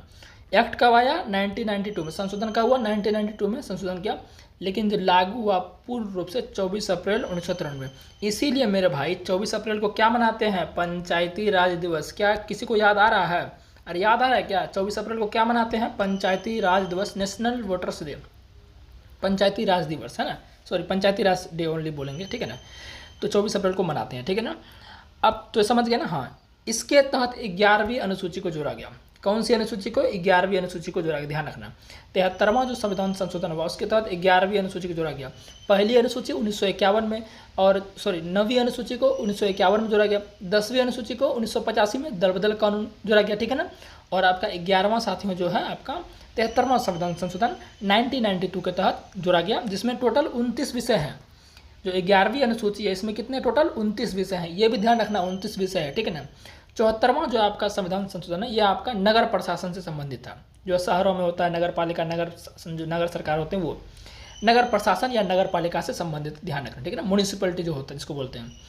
ये आपका लागू कब हुआ मेरे भाई? ये आपका लागू हुआ 1 जून 1993 को, ये लागू हुआ 1 जून 1993 को, ये क्या हुआ? लागू हुआ, ये भी ध्यान रखना। और इसके तहत 12वीं अनुसूची को जोड़ा गया भाग 9 के ए में। भाग भी इससे एकजुटा, भाग 9 के ए में इसको, भाग 9 ए के तहत इसको लाया गया। जैसे मैंने आपको बोला कि 42वां संविधान संशोधन 1976 जो है उसके तहत मौलिक कर्तव्य को जोड़ा गया। 11वां मौलिक कर्तव्य जो माता पिता को 6 से 14 साल के बच्चों के लिए, 6 से 14 साल के बच्चों को पढ़ना चाहिए।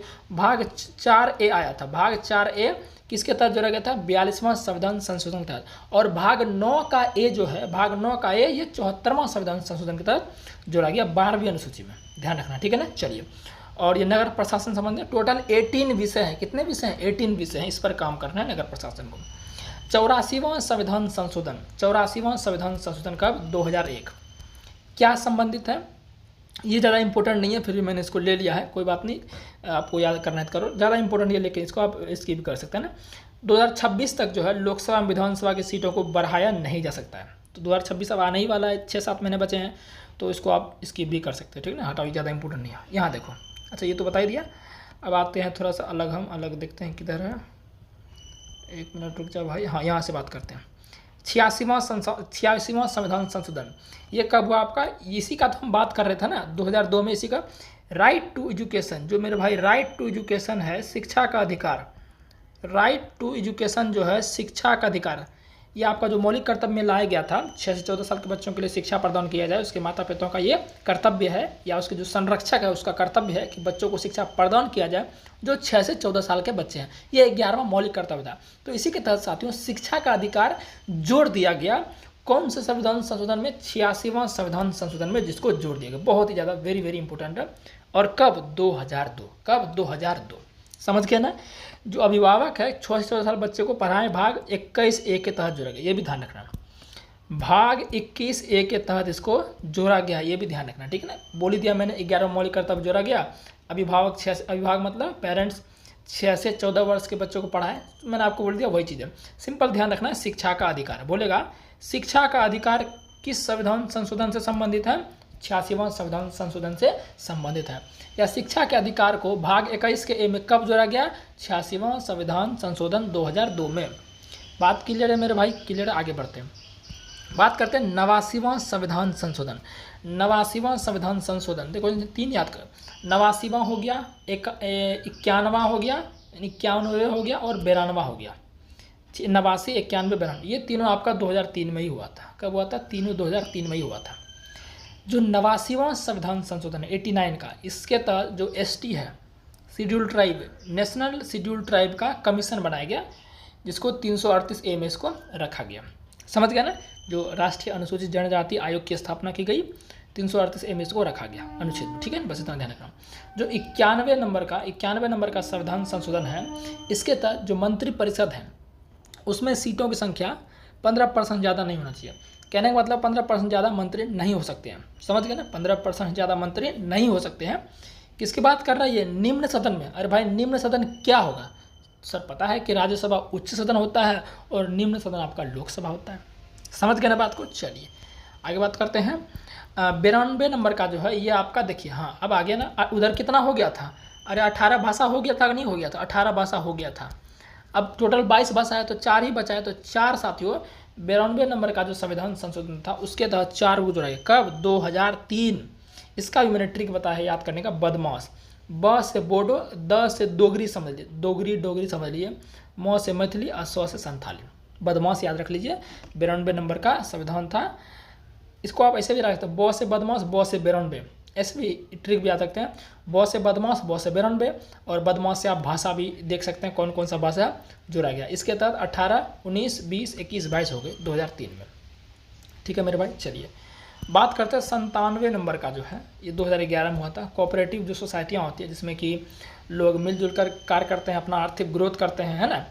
तो ये सहकारी समितियाँ कोऑपरेटिव सोसाइटी बनाई गई थी, इसके तहत लाई गई थी 2011 में। 97 नंबर का संविधान था, ठीक है ना। चलिए 99 नंबर का जो साथियों है वो आपका है, आपको पता ही है 99 नंबर का।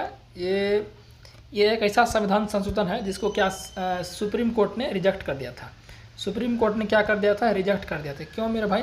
क्योंकि ये ऐसा संविधान संशोधन की बात ही कर रहा था। इसमें बात ही ऐसा था कि सुप्रीम कोर्ट में जो जजों की नियुक्ति होती है वो कॉलेजियम सिस्टम से होती है। कॉलेजियम सिस्टम क्या होता है मेरे भाई? कोई इसमें वोट को नहीं डाल सकता, अपना जिसका मन है उसको चुन लेता है, इस तरह से कुछ होता है, ठीक है ना। बस इतना ही मैं जानता हूँ जो कि मैंने आपको बताया। कॉलेजियम पद्धति है ना, कोई इलेक्टेड नहीं होता, डायरेक्ट जो भी सीनियर है या ये है उस तरह से बना दिया जाता है, कुछ इस तरह से, ठीक है ना। और कॉलेजियम सिस्टम को हटाने की मांग चल रही थी इस संविधान संशोधन के तहत, ठीक है ना। लेकिन सुप्रीम कोर्ट ने इसको क्या कर दिया? रिजेक्ट कर दिया। NJAC लाने का बात चल रहा था, नेशनल जुडिशियल अपॉइंटमेंट कमीशन, ये लाने की बात कर रहा था इस संविधान संशोधन में, लेकिन सुप्रीम कोर्ट ने इसको खारिज कर दिया। तो ये एक ऐसा संविधान संशोधन था जिसको सुप्रीम कोर्ट ने खारिज कर दिया, असंवैधानिक घोषित कर दिया। मतलब सुप्रीम कोर्ट ने कह दिया ये संविधान के खिलाफ है, असंवैधानिक बातें हैं, नॉन कॉन्स्टिट्यूशनल बातें आप इस चीज़ में कर रहे हैं, ठीक है ना, ध्यान रखना।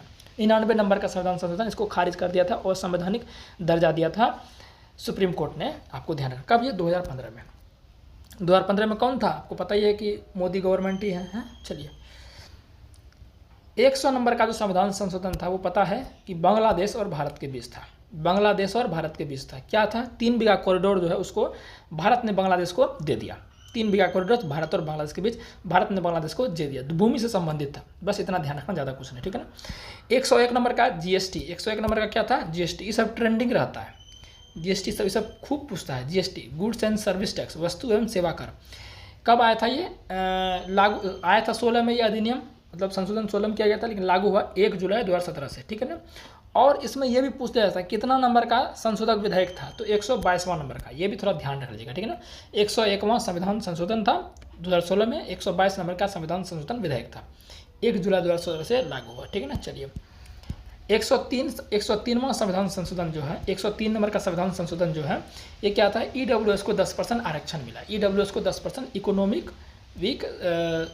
वीक सेक्टर, आई थिंक ऐसे कुछ होगा, आर्थिक रूप से कमजोर वर्ग जो होता है वही होगा, ठीक है ना। आप लोग बताना क्या होगा ईडब्ल्यूएस का फुल फॉर्म। जो यूआर कैटेगरी लोग होते हैं उसमें जो गरीब लोग हैं उनको 10% रिजर्वेशन मिला है, ठीक है ना। और लागू ये कब से हुआ, लागू हुआ 12 जनवरी 2019 से, ध्यान रखना कब से वो साथियों, ये 12 जनवरी 2019 से ये लागू हुआ, ठीक है। चलिए बात करते हैं नेक्स्ट। और ये विधेयक कौन सा था, 124वां था, ठीक है ना। चलिए 104 नंबर का क्या है, 104 नंबर का साथियों आपका लोकसभा और विधानसभा में SC/ST रिजर्वेशन को 2030 तक इंक्रीज किया जाएगा। ये 126वां संविधान संशोधन विधेयक था, ठीक है ना। चलिए 105 नंबर का क्या था कि 105 नंबर का ये 2021 में हुआ था, राज्यों को OBC बनाने की स्वीकृति, यानी राज्य को बोल दिया गया कि OBC लिस्ट आप बनाइए, कौन EBC है कौन EBC है, इस तरह का।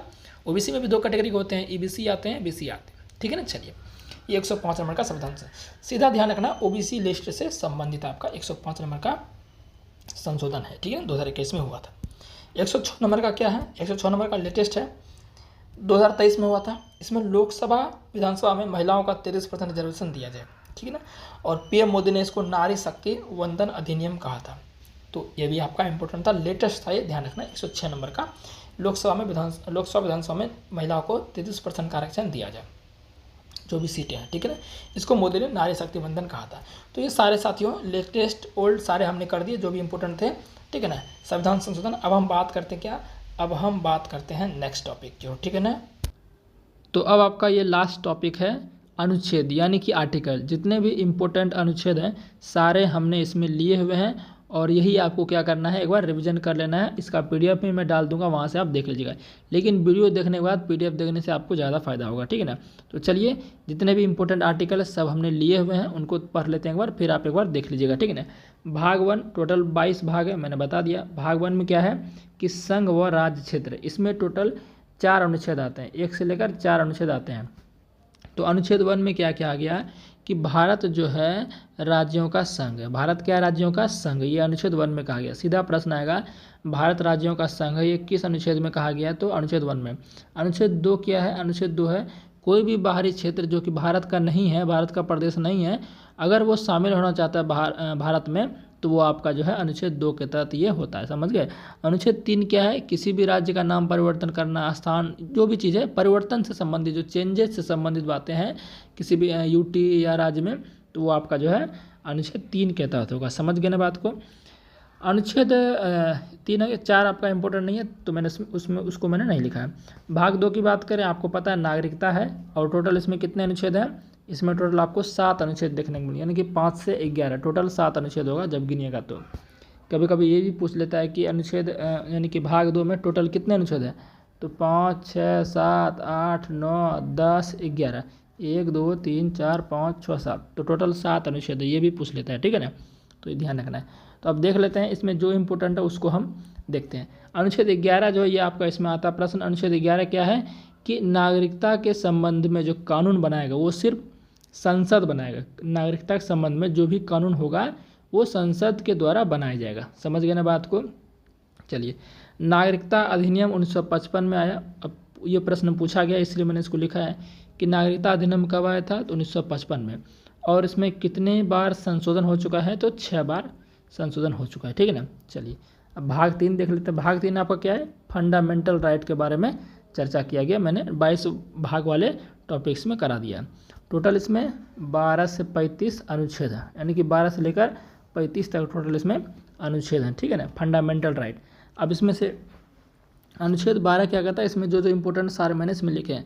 अनुच्छेद 12 क्या कहता है कि मौलिक अधिकार की परिभाषा, डेफिनेशन ऑफ फंडामेंटल राइट, ठीक है। 13 क्या कहता है, न्यायिक पुनरावलोकन की शक्ति, और मैंने बताया था कि न्यायिक पुनरावलोकन जो है किस देश के संविधान से लिया गया है, तो ये लिया गया अमेरिका के संविधान से, समझ गए बात को। विधि के समक्ष समानता आर्टिकल 14 में। 15 आर्टिकल क्या है कि धर्म, मूल वंश, जाति, लिंग या जन्म स्थान के आधार पर विभेद नहीं हो जाएगा, ये आपका अनुच्छेद 15 के तहत, यानी कि धर्म के बेस पर आप विभेद नहीं कर सकते किसी व्यक्ति को, मूल वंश, जाति, लिंग या जन्म स्थान के आधार पर विभेद नहीं होगा, समझ गए ना, बटेगा नहीं। अनुच्छेद 16 क्या है, लोक नियोजन के विषय में अवसर, यानी यूपीएससी वाला एग्जाम जो है उसमें अवसर प्राप्त करना, कोई भी सरकारी नौकरियों में अवसर प्राप्त करना, ऐसा समझिए। अनुच्छेद 17 क्या है, छुआछूत का अंत, यानी कि एंड ऑफ अनटचेबिलिटी, इसको कभी कभी अस्पृश्यता ऐसे लिखा रहेगा, ठीक है ना, अस्पृश्यता का अंत बोलेगा तो अनुच्छेद 17 ही होगा, या छुआछूत का अंत। अनुच्छेद 18 क्या है आपका, जो अबोलिशन ऑफ टाइटल, यानी कि उपाधियों का अंत, उपाधि कोई नहीं लगा सकता है ना, इस तरह से उपाधियों का अंत जो आपका अनुच्छेद 18 में। अनुच्छेद 19 क्या है, अभिव्यक्ति की आज़ादी, क्या है, फ्रीडम ऑफ एक्सप्रेस। अनुच्छेद 19 क्या है, अभिव्यक्ति की आज़ादी। और अनुच्छेद 19 जो है आपका, इसमें बहुत सारे क्या है, यानी कि टोटल इसमें जो है आपको 6 इसमें जो है समझिए कि नए आर्टिकल इसमें देखने को मिलेंगे, इसमें जो कि क्या कहता है मैं आपको बताता हूँ। तो यहाँ से देखिए स्वतंत्रता का अधिकार एक आता है, क्या आता है, स्वतंत्रता का अधिकार। तो बोलेगा स्वतंत्रता का अधिकार जो है किस आर्टिकल में है, तो आर्टिकल 19 से 22 में, आर्टिकल 19 से 22 में स्वतंत्रता का अधिकार है। समझ गए ना बात को, इस बात को आपको ध्यान रखना। और एक बात ध्यान रखिएगा कि टोटल जो है कितने मैंने बताए आपको मौलिक अधिकार, टोटल 6 मौलिक अधिकार है। कितने मौलिक अधिकार हैं, 6 मौलिक अधिकार है। पहला मौलिक अधिकार मैं यहाँ लिखना भूल गया हूँ, तो ध्यान रखिएगा कि अनुच्छेद 14 से अनुच्छेद 18 के बीच जो है ये आपका फर्स्ट यानी पहला मौलिक अधिकार ये आपका है, अनुच्छेद 14 से 18। तो ध्यान रखिएगा, इस बात को लिख लीजिए, अनुच्छेद 14 से 18 इस मौलिक अधिकार का नाम क्या है, इस मौलिक अधिकार का नाम है समानता का अधिकार। क्या नाम है इसका, समानता का अधिकार। तो अगर आपको पूछ ले कि समानता का अधिकार जो है किस अनुच्छेद से लेकर किस अनुच्छेद तक है, तो 14 से 18 तक है। इस बात को ध्यान रखना, मैंने लिखना भूल गया हूँ, तो ध्यान रखिएगा। समानता ये पहला मौलिक अधिकार है, समानता का अधिकार 14 से लेकर 18, समझ गए ना। तो यहाँ मैं दर्शा भी दिया हूँ, आप कॉपी में नोट कर लेना। जब भी क्लास देखिए तो कॉपी जरूर बैठ कर देखिए, ठीक है ना, ताकि कुछ मैं एक्स्ट्रा बातें बोलो तो उसको लिख लिया कीजिए, क्योंकि सारी चीज़ें PDF में देना संभव नहीं है। चलिए, तो समझ गए ना बात को। और ये दूसरा आपका जो है, दूसरा आपका मौलिक अधिकार जिसका नाम है राइट ऑफ फ्रीडम, यानी कि स्वतंत्रता का अधिकार, अनुच्छेद 19 से लेकर 22 तक है, समझ गए ना। तो अनुच्छेद 19 क्या है, अनुच्छेद 19 आपका क्या है, अभिव्यक्ति की स्वतंत्रता। यहाँ पर लिखा है ना मैंने, अभिव्यक्ति की स्वतंत्रता अगर बोले तो अनुच्छेद 19 में है। लेकिन यहाँ 19 का अगर ऐसे 19 में यहाँ पर देखिए और इसको विभाजित किया, 19 का A है, 19 का B है, 19 का C है, D, E, F है। तो इसमें क्या क्या उसको देखिए, 19 का A क्या है, बोलने की स्वतंत्रता या प्रेस करने की स्वतंत्रता। अगर बोल दे कि 19 के A में क्या है, तो क्या है, बोलने की स्वतंत्रता, क्योंकि आया हुआ प्रश्न है, इसमें कुछ भी पूछ देगा, ठीक है ना। और 19 के B में क्या है, देखिए जब बोलना हम सीख जाएंगे, मैं आपको ट्रिक से बताता हूँ। 19 के A में क्या है, बोलने की स्वतंत्रता। आप जो बोल पाते हैं पब्लिकली कहीं पर भी अपने भारत में, वो आपको संविधान उसकी इजाज़त देता है, अधिकार देता है। ये आपका मौलिक अधिकार है बोलने का, किसी के सामने कुछ भी, मतलब जो भी चीज़ें नैतिकता वाली चीज़ें हैं वो आपको बोलने का अधिकार है ना। ये आपको संविधान क्या कहता है, इसकी पावर देता है आपको। तो बोलने का अधिकार आर्टिकल 19 के A के तहत है ना। जब बोल हम लेंगे तो कहीं शांतिपूर्ण एकत्रित हो भी सकते हैं। देखिए ट्रिक से मैं बता रहा हूँ, 19 के A में बोलने की स्वतंत्रता है और 19 के B में शांतिपूर्ण एकत्रित होने की स्वतंत्रता है। देखिए जब हम अच्छे से बोल लेते हैं तो हम क्या कर लेंगे, अपना एक सभा बना लेंगे, एकत्रित होकर सभा भी बना लेंगे। ट्रिक से बता रहा हूँ मैं, जब आप बोल लेंगे तो आप कहीं भी सभा बना सकते हैं, एकत्रित हो सकते हैं, ठीक है ना। तो ऑप्शन B क्या हो गया, शांतिपूर्ण एकत्रित होने की स्वतंत्रता। ऑप्शन C क्या है, सभा व संगठन बनाने की स्वतंत्रता। जब आप एकत्रित हो जाएंगे 10, 20, 50 लोग एकत्रित हो जाएंगे तो आप क्या कर लेंगे, एक संगठन बना लेंगे। क्या कर लेंगे आप, एक संगठन बना लेंगे। तो 19 का C के तहत सभा व संगठन बनाने की स्वतंत्रता, समझ गए ना, ध्यान रखिएगा। 19 का D क्या है, आवागमन करने की स्वतंत्रता। जब आप संगठन भी बना लेंगे तो संगठन को क्या बोलेंगे, जाओ तुम उधर काम करो, जाओ तुम उधर काम करो, जाओ तुम इधर काम करो, है ना, बोलेंगे ना इस तरफ। जब आप संगठन बना लेंगे नहीं बोलिएगा कि आप उस गांव में जाके देखिए क्या हाल चाल है, आप इस गांव में चलिए। तो यानी आवागमन यानी कि घूमने फिरने की स्वतंत्रता आपको मिलती है 19 के D के तहत, समझ गए ना। फिर है भारत में कहीं भी निवास करने की स्वतंत्रता, मतलब आप कहीं भी रह सकते हैं भारत में, भारत का चाहे कोई भी प्रदेश हो, आप क्यों वहाँ रह पाते हैं, क्योंकि ये आपको संविधान इसकी इजाज़त देता है, ये मौलिक अधिकार है आपका, ठीक है ना। तब देखते हैं कि नॉर्थ इंडिया वाला अगर साउथ इंडिया में आता है तो साउथ इंडिया वाले गुस्सा बढ़ता है, लेकिन वो फिर भी वहाँ से उसको भगा नहीं सकते। क्यों? क्योंकि ये भारत, तमिलनाडु भारत में है और सभी व्यक्ति को भारत में, यानी भारतीय व्यक्ति को भारत के किसी भी क्षेत्र में रहने की स्वतंत्रता है, ये संविधान उसको देता है। समझ गए ना बात को। और F नंबर क्या है? कोई भी व्यापार एवं आजीविका की स्वतंत्रता, यानी कि व्यापार कर सकते हैं, अपना जीवन यापन अच्छे से कर सकते हैं। तो सारे मैंने आपको जो 19 के बताया, और ये सारे इंपॉर्टेंट है, ट्रिक से मैं बताया हूँ, ट्रिक से याद करना है इसको, ठीक है ना। चलिए अब देखते हैं अनुच्छेद 20। अनुच्छेद 20 क्या है? अपराध के लिए दोष सिद्धि के संबंध में संरक्षण। मान चलिए किसी व्यक्ति को जो है, किसी व्यक्ति पर FIR कर दिया गया, उसको अपराधी बना दिया गया है ना, तो वो व्यक्ति अपराधी तब तक नहीं होगा, वो व्यक्ति अपराधी तब तक नहीं होगा जब तक न्यायालय उसको दोषी साबित न कर दे। न्यायालय दोषी साबित नहीं किया है तो वो अपराधी अभी नहीं है, आप कितना भी उस पर केस कर लीजिए। समझ गए ना। तो यही उसको क्या, एक तरह से मौलिक अधिकार प्राप्त है। अनुच्छेद 21 क्या है? प्राण और दैहिक स्वतंत्रता, यानी कि जीवन का अधिकार। अनुच्छेद 21 का एक क्या है? शिक्षा का अधिकार। 86वें संविधान संशोधन 2002 के तहत जोड़ा गया। CAA का मतलब हो गया आपका संविधान संशोधन, कॉन्स्टिट्यूशन अमेंडमेंट एक्ट, ठीक है। अनुच्छेद 22 क्या है? गिरफ्तारी के संबंध में संरक्षण, यानी किसी व्यक्ति को गिरफ्तार कर रहे हो तो उसको कारण जानने का अधिकार है, हमें क्यों गिरफ्तार किया गया है ना, ये सब उसको अधिकार है। हमें कारण बताइए कि हमें क्यों गिरफ्तार किया गया, उसको वकील करने का अधिकार है, ये सब चीज़ें उसको अधिकार है, ठीक है। चलिए अनुच्छेद ये हो गया आपका। अब देखते हैं नेक्स्ट आपका मौलिक अधिकार, ये तीसरा मौलिक अधिकार है। ये मौलिक अधिकार का नाम क्या है? शोषण के विरुद्ध अधिकार। ये 23 से 24 दो ही है। अनुच्छेद 23 क्या कहता है? मानव व्यापार, बाल श्रम, बंधुआ मजदूरी नहीं करा सकते, मतलब ये सब जबरन आप नहीं करा सकते। मानव व्यापार मतलब मनुष्य का व्यापार, बाल श्रम, बंधुआ मजदूरी नहीं करा सकते, ये सब आपका ये होता है शोषण, यानी किसी से आप जबरदस्ती ये सब नहीं करा सकते हैं। अनुच्छेद 24 क्या कहता है? 14 साल से कम बच्चे को कारखाना या फैक्ट्री में काम नहीं करा सकते, ठीक है। चलिए नेक्स्ट आपका मौलिक अधिकार है धार्मिक स्वतंत्रता का अधिकार। ये आपका चौथा मौलिक अधिकार, ये अनुच्छेद 25 से 28 तक है। अनुच्छेद 25 से 28 है। कभी कभी डायरेक्ट पूछता है कि धार्मिक स्वतंत्रता का अधिकार किस अनुच्छेद में वर्णित है, तो 25 से 28 में। अनुच्छेद 25 क्या कहता है? धर्म को मानने, प्रचार एवं आचरण के लिए स्वतंत्र है, मतलब कि आप जिस भी धर्म को मानते हो उस धर्म का आप प्रचार कर सकते हो, आचरण के लिए आप क्या है? आज़ादी है, मतलब इन सब के लिए आपको प्रचार प्रसार करने के लिए आज़ादी है। समझ गए ना। उसका आदर सम्मान करने के लिए आपके लिए क्या है? ये सब आज़ादी है, ठीक है। चलिए आगे देखते हैं। आगे आपका है अनुच्छेद 26, देखते हैं धार्मिक मामलों में प्रबंधन, यानी कि जिस भी धर्म को आप मान रहे हैं उस धर्म का आप मैनेजमेंट कर सकते हैं, है ना। किसी अच्छे से मैनेजमेंट करने के लिए आप कुछ संगठन वगैरह बना सकते हैं, इस तरह का ये बातें कहा गया 26 में। 27 क्या है? धार्मिक कार्यों पर कर ना देने की स्वतंत्रता, यानी कि जैसे कि बात सरकार मान के चलिए आपसे टैक्स ले रही है, बिल्कुल आपसे टैक्स ले रही है, हर जगह टैक्स ले रही है, तो उस टैक्स के पैसों से अगर वो किसी विशेष धर्म को आगे बढ़ाने का प्रयास करे तो वो नहीं कर सकते हैं, है ना। ये आपका कहा गया। अनुच्छेद 28 क्या है? किसी भी सरकारी संस्थान में विशेष धर्मों के बारे में नहीं पढ़ाया जाएगा। जैसे स्कूल है, सार्वजनिक स्कूल है, उसमें सभी धर्म के बच्चे पढ़ेंगे तो उसमें किसी विशेष धर्म का शिक्षा नहीं दिया जाएगा। ये आपका अनुच्छेद 28 का था, ठीक है ना। चलिए पाँचवा आपका मौलिक अधिकार है वो है सांस्कृतिक एवं शिक्षा संबंधी अधिकार 29 से 30 है। ये बेसिकली अल्पसंख्यकों के बारे में कहा गया है। अनुच्छेद 29 अल्पसंख्यकों के हितों का संरक्षण। अल्पसंख्यक का मतलब क्या हुआ? अपने भारत में अल्पसंख्यक कौन कौन है? हिंदू को छोड़ के जितने भी इधर धर्म है वो सारे क्या अल्पसंख्यक। अल्पसंख्यक मतलब अल्प मतलब कम, संख्या मतलब कम, यानी कि जो कम संख्या में। अब चूंकि हिंदू भारत में ज़्यादा है तो ये अल्पसंख्यक नहीं है, इसको छोड़ के जो भी धर्म है वो आपका क्या अल्पसंख्यक है। जैसे पाकिस्तान में मुस्लिम ज़्यादा है तो मुस्लिम को छोड़ के जो भी है वो अल्पसंख्यक है, ठीक है।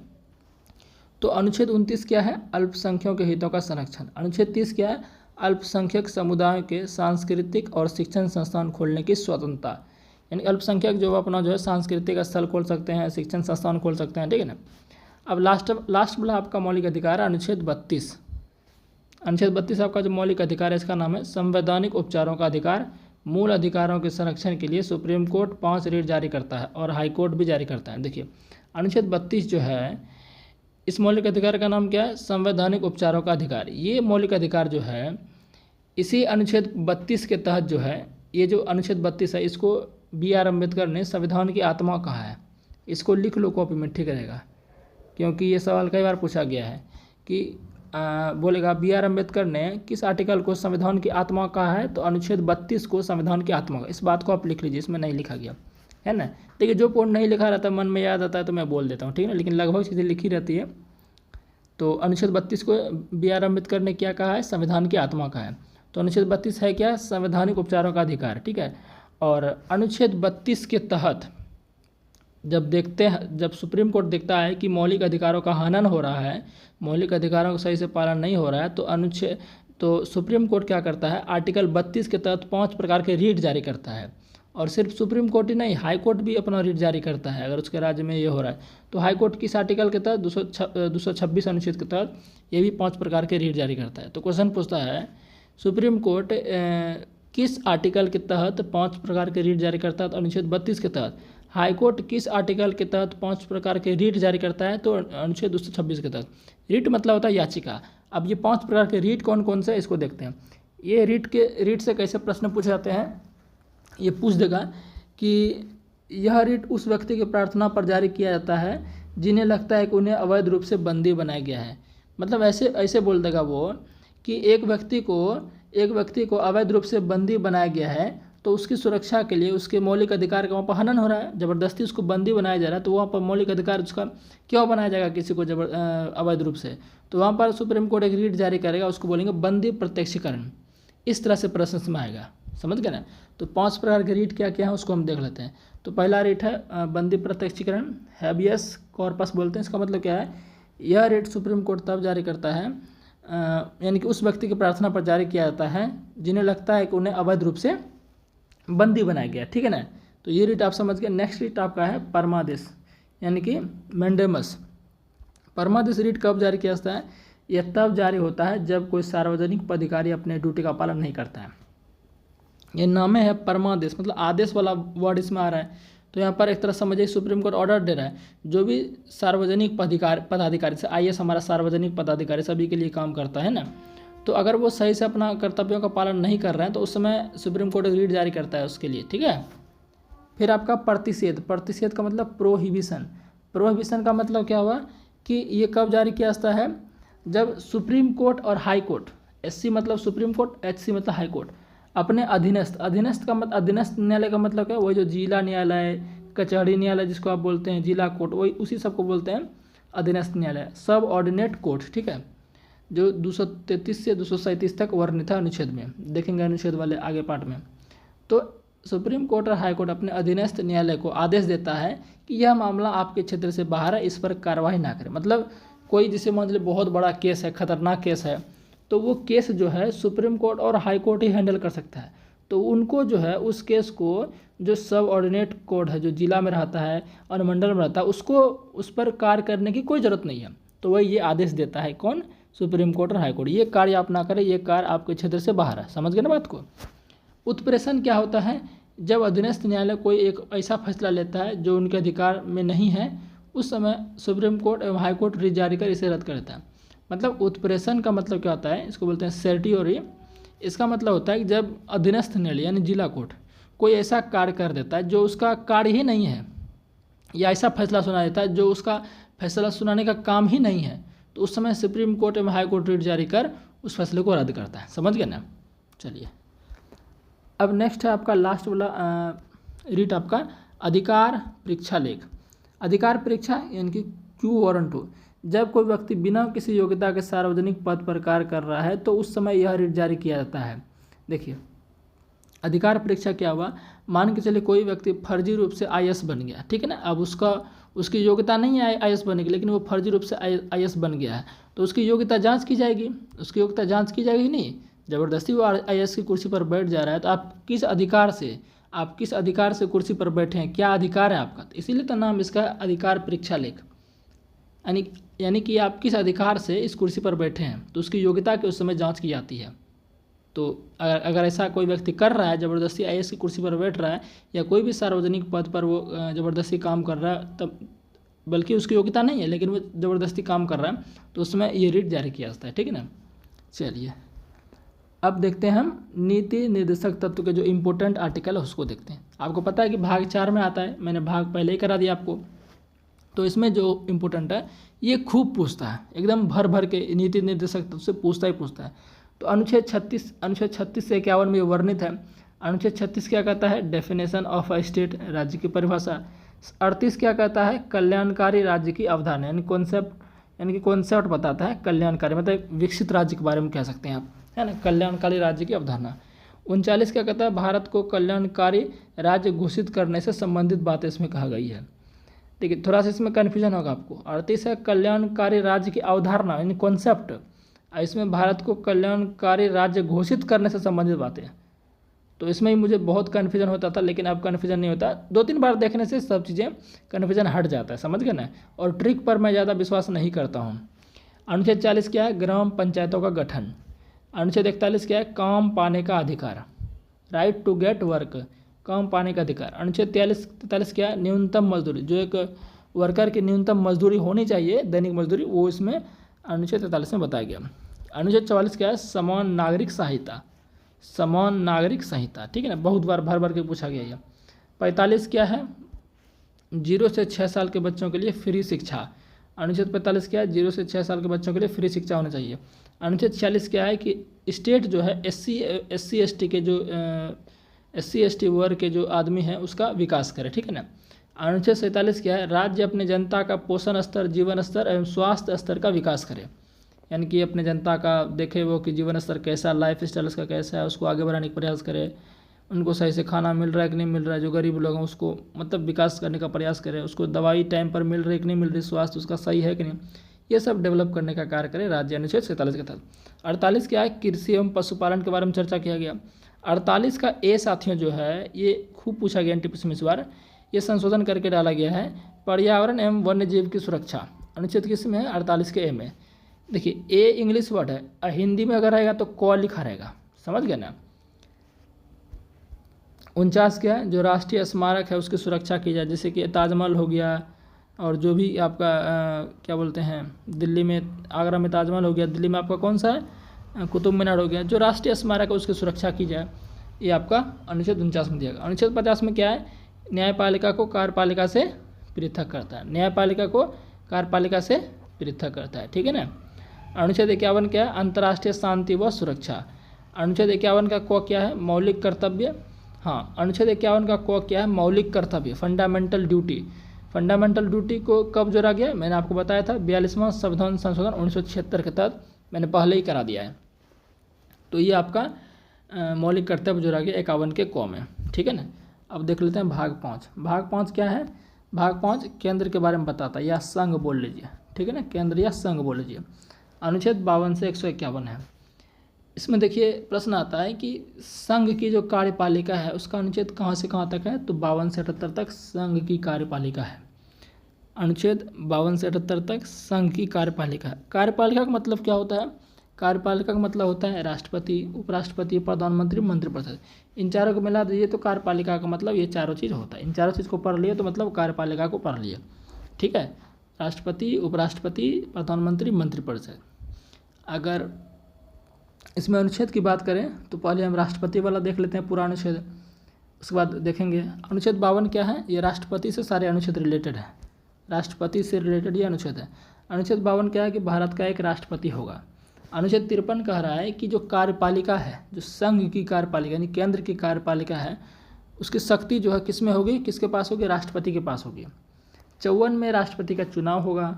55 में चुनाव का तरीका, यानी कि अनुच्छेद 55 में राष्ट्रपति के चुनाव का तरीका बताया गया, ठीक है ना। और राष्ट्रपति के चुनाव की प्रक्रिया कहाँ से ली गई है, मैंने शुरू में ही बताया था संविधान के शुरू में, आयरलैंड से ली गई है। 56 में क्या है, कार्यकाल, जो राष्ट्रपति का कार्यकाल 5 साल तक होगा। 57 में क्या है, पुनः निर्वाचन, या कोई गड़बड़ी पा गई तो पुनः निर्वाचन।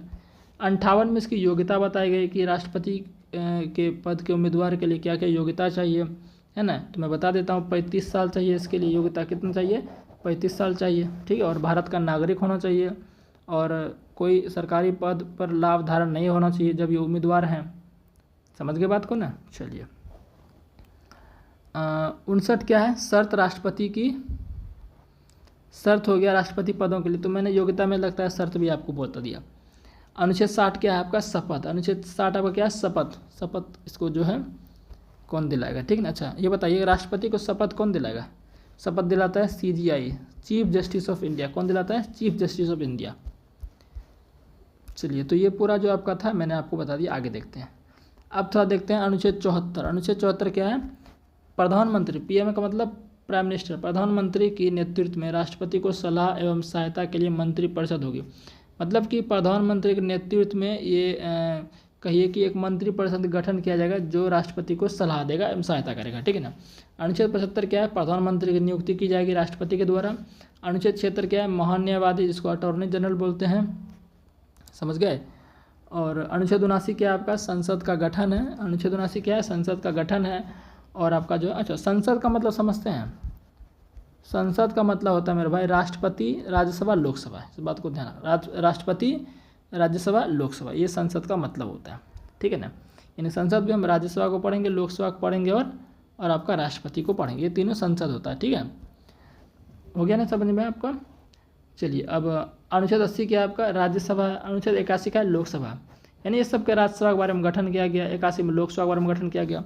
इन सबको ऐसा ही आप मन में याद रखना, कोई ट्रिक फ्रिक नहीं बनाना है। अनुच्छेद 85 क्या है? संसदों के सत्रावसन यानी सेशन को बुलाना। समझ गए ना बात को? यानी कि अनुच्छेद 85 के तहत राष्ट्रपति क्या करेगा? संसद के सत्रों या सेशन जो होंगे उसके सत्र को बुलाएंगे, ठीक है।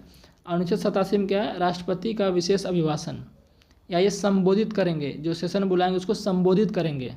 कौन? राष्ट्रपति। एवं लिख दिए यहाँ पर हम, लोकसभा के प्रत्येक आम चुनाव के बाद संसद का पहला सत्र और प्रत्येक वर्ष का पहला सत्र उसके आरंभ में राष्ट्रपति दोनों सदनों के संयुक्त सत्र को संबोधित करता है। ये अनुच्छेद 87 के तहत है, ठीक है ना, मैंने बता दिया।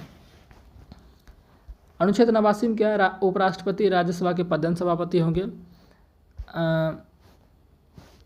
उपराष्ट्रपति राज्यसभा के पदेन सभापति होंगे। और आपका अनुच्छेद 64 में भी ये वर्णित है। अनुच्छेद 64 में भी ये वर्णित है कि उपराष्ट्रपति राज्यसभा के पदेन सभापति होंगे, ठीक है ना। तो इस बात को ध्यान, अभी वो आर्टिकल आगे आएगा, ठीक है ना। उपराष्ट्रपति वाला छूट गया था तो मैंने बाद में लिखा है उसको, ठीक है। अनुच्छेद 90 क्या है? राज्यसभा के उपसभापति के पद। अनुच्छेद 90 क्या है? राज्यसभा के उपसभापति के पद हैं। 93 में क्या है कि लोकसभा के अध्यक्ष एवं उपाध्यक्ष होंगे। और अभी याद आया आपको कि अध्यक्ष एवं उपाध्यक्ष का पद किस देश के संविधान से लिया गया है? यूएसए के संविधान से लिया गया, यूनाइटेड स्टेट ऑफ अमेरिका, ठीक है। 108 क्या है? संसद के दोनों सदनों की संयुक्त बैठक। संयुक्त बैठक बुलाता कौन है? राष्ट्रपति बुलाता है दोनों सदनों को, लेकिन अध्यक्षता कौन करता है? लोकसभा अध्यक्ष, ठीक है। 110 में क्या है? मनी बिल के बारे में, जिसको बोलते हैं धन विधेयक। सिंपल क्वेश्चन आएगा, धन विधेयक किस अनुच्छेद से संबंधित है? तो आपका अनुच्छेद 110 से। अनुच्छेद 112 में क्या है? बजट के बारे में बताया गया। अनुच्छेद 117 वित्त विधेयक, जिसको बोलेंगे फाइनेंस बिल बोलेंगे। अनुच्छेद 123 में क्या? अध्यादेश जारी करना, जो कि राष्ट्रपति जारी करेगा। और देखिए, जिस तरह से केंद्र में कार्यपालिका का प्रमुख कौन होता है? राष्ट्रपति। केंद्र में कार्यपालिका का प्रमुख कौन होता है? राष्ट्रपति। और राज्य में कार्यपालिका का प्रमुख कौन होता है? राज्यपाल। कौन होता है? राज्यपाल होता है, ठीक है। तो मैं आपको बता देता हूँ कि केंद्र में कार्यपालिका का प्रमुख कौन हो गया आपका? संवैधानिक प्रमुख कौन हो गया? वो आपका राष्ट्रपति हो गया। तो राष्ट्रपति 127 आर्टिकल के तहत अध्यादेश जारी करेगा। तो राज्यपाल भी अध्यादेश जारी करता है, किस अनुच्छेद के तहत? 231 अनुच्छेद के तहत। तो इसका मैं ट्रिक बता देता हूँ। देखिए, 2-3-1 इसमें भी है, 2-3-1 इसमें भी है। तो इस ट्रिक से आप याद रख सकते हैं। इस ट्रिक से आप साथियों, जैसे 1-2-3 ये कम संख्या में है और 2-3-1 ज़्यादा संख्या में, तो कम संख्या वाला राष्ट्रपति हो जाएगा और 2-3-1 वाला आपका क्या हो जाएगा? राज्यपाल हो जाएगा। तो इस ट्रिक से इसको मैंने याद किया, तो मैंने आपको बता दिया। जो ट्रिक मैंने लगाया होता है और जो ज़्यादा इजी होता है उसी को याद करते हैं, और ज़्यादा ट्रिक लगाएंगे तो जीके आप नहीं पढ़ पाइएगा, ठीक है ना। ट्रिक समझो कुछ होता ही नहीं है, ये काम की कोई चीज़ नहीं है, ठीक है ना। कभी कभी काम होता है और ज़्यादा ट्रिक यूज करिएगा तो पता चले कॉन्सेप्ट आपका निकलने लगेगा। अदर जो सब्जेक्ट है 124 क्या है? सर्वोच्च न्यायालय की स्थापना। जो एससी है, सुप्रीम कोर्ट की स्थापना 124 के तहत है, ठीक है ना। 124 के 2 में क्या कहा गया कि राष्ट्रपति जो है सुप्रीम कोर्ट के मुख्य न्यायाधीश की नियुक्ति करेंगे। अब चूंकि सुप्रीम कोर्ट है तो उसमें क्या होंगे? सीजीआई आएंगे। अभी आपके 52वें नंबर के सीजीआई कौन है? भूषण राम गमई, जो कि महाराष्ट्र के, ठीक है ना। 124(2) के तहत राष्ट्रपति सीजीआई का नियुक्ति करते हैं, ठीक है। 125 में क्या है? एससी के न्यायाधीशों का वेतन। ये इसको आप इग्नोर कर सकते हैं, ना, इग्नोर कर सकते हो। 127 क्या है? ये इंपॉर्टेंट है, एससी में तदर्थ न्यायाधीश की नियुक्ति। मैंने तदर्थ न्यायाधीश के बारे में लिखा गया है कि जब भी कोई विशेष फैसला हो तो तदर्थ न्यायाधीशों की उस समय नियुक्ति की जाती है। और ये कौन होते हैं तदर्थ न्यायाधीश? जो सुप्रीम कोर्ट के पूर्व सेवानिवृत्त न्यायाधीश होते हैं या कोई वकील होते हैं, वरिष्ठ वकील, उसको यहाँ पर नियुक्ति की जाती है और अस्थायी होता है। जब कोई विशेष मामला सुप्रीम कोर्ट में होता है, गंभीर मामला, उसमें उस समय ये आपका इनकी नियुक्ति की जाती है तदर्थ न्यायाधीश की। तो आर्टिकल 127 के तहत ध्यान रखना, ठीक है। पूछा गया सवाल इसलिए मैंने लिखा है। 129 में क्या है? Court of record. Court of record यानी कि अभिलेख न्यायालय, अभिलेख न्यायालय। 141 में क्या है कि सुप्रीम कोर्ट द्वारा घोषित कानून भारत के क्षेत्र के भीतर न्यायालयों पर बाध्यकारी होगा। मतलब कि जो सुप्रीम कोर्ट कानून बना दिया वो भारत में जितने भी न्यायालय हैं, चाहे छोटे से बड़े, सभी के लिए वो बाध्य होगा। मतलब कि सभी के लिए वो समझिए एक तरह से सभी के लिए वो एकदम लागू होगा, सभी उसको फॉलो करेंगे, ठीक है। 141 के तहत 43 क्या है कि एससी से सलाह मांगना। कौन? राष्ट्रपति। राष्ट्रपति क्या करेगा साथियों? राष्ट्रपति क्या करेगा? यहाँ पर हमने नहीं लिखा है राष्ट्रपति। राष्ट्रपति सुप्रीम कोर्ट से सलाह लेगा आर्टिकल 143 के तहत, विचार परामर्श करेगा 143 के तहत, ठीक है। 148 क्या है? कैग के पद, जिसको क्या बोलते हैं? कंट्रोलर एंड अटॉर्नी जनरल, यही बोलेंगे शायद। कैग हम तो कैग ही जानते हैं, हिंदी में याद रखो इसको। नियंत्रक महालेखक परीक्षक, कंट्रोलर ऑडिटर जनरल बोलेंगे, हाँ, कंट्रोलर ऑडिटर जनरल बोलेंगे। नियंत्रक महालेखा परीक्षक, जो कि साथियों क्या करता है, इसका काम क्या होता है आपको पता होगा कि जो लेखा जोखा का काम होता है वो आपका इसी का काम होता है। किधर का पैसा, भारत का पैसा जो है, मतलब जो पैसा आ रहा है वो पैसा कहाँ जा रहा है, किधर जा रहा है, किधर कितना खर्च हो रहा है, केंद्र को कितना देना है, राज्य को कितना बंटवारा करना है, ये सब आपका इसी का काम होता है, ठीक है ना। नियंत्रक महालेखा परीक्षक यानी कि रिपोर्ट एक तरह समझिए आपका ये जारी करता है, मतलब ऑडिट का काम कर रहा है। जितना भी ऑडिट है, पैसे का ऑडिट, सारा ऑडिट का काम ये करता है आपका नियंत्रक महालेखा परीक्षक काम करता है, ठीक है ना। तो 148 में क्या किया गया है, इसका तीनों आपको ध्यान रखना है कि 148 से लेकर 151 तक है ये कैग के बारे में दिया गया। तो अगर आपको ऐसे ही पूछ दे, यहाँ ध्यान रखिएगा कि 148 से 151 जो है किससे संबंधित है, तो ये आपका कैग से संबंधित है, नियंत्रण महालेखक परीक्षक। तो क्या क्या देखते हैं। कैग के पद है 148 में, और 149 में क्या है, कैग के कर्तव्य एवं शक्ति है, और 150 में क्या है, संघ एवं राज्य वित्तीय खातों को कैग की सलाह पर राष्ट्रपति द्वारा तय करना। मतलब कि जो वित्तीय खाता है, पैसा का जो इधर उधर है, वो कैग की सलाह पर राष्ट्रपति द्वारा तय किया जाता है, समझ गए ना।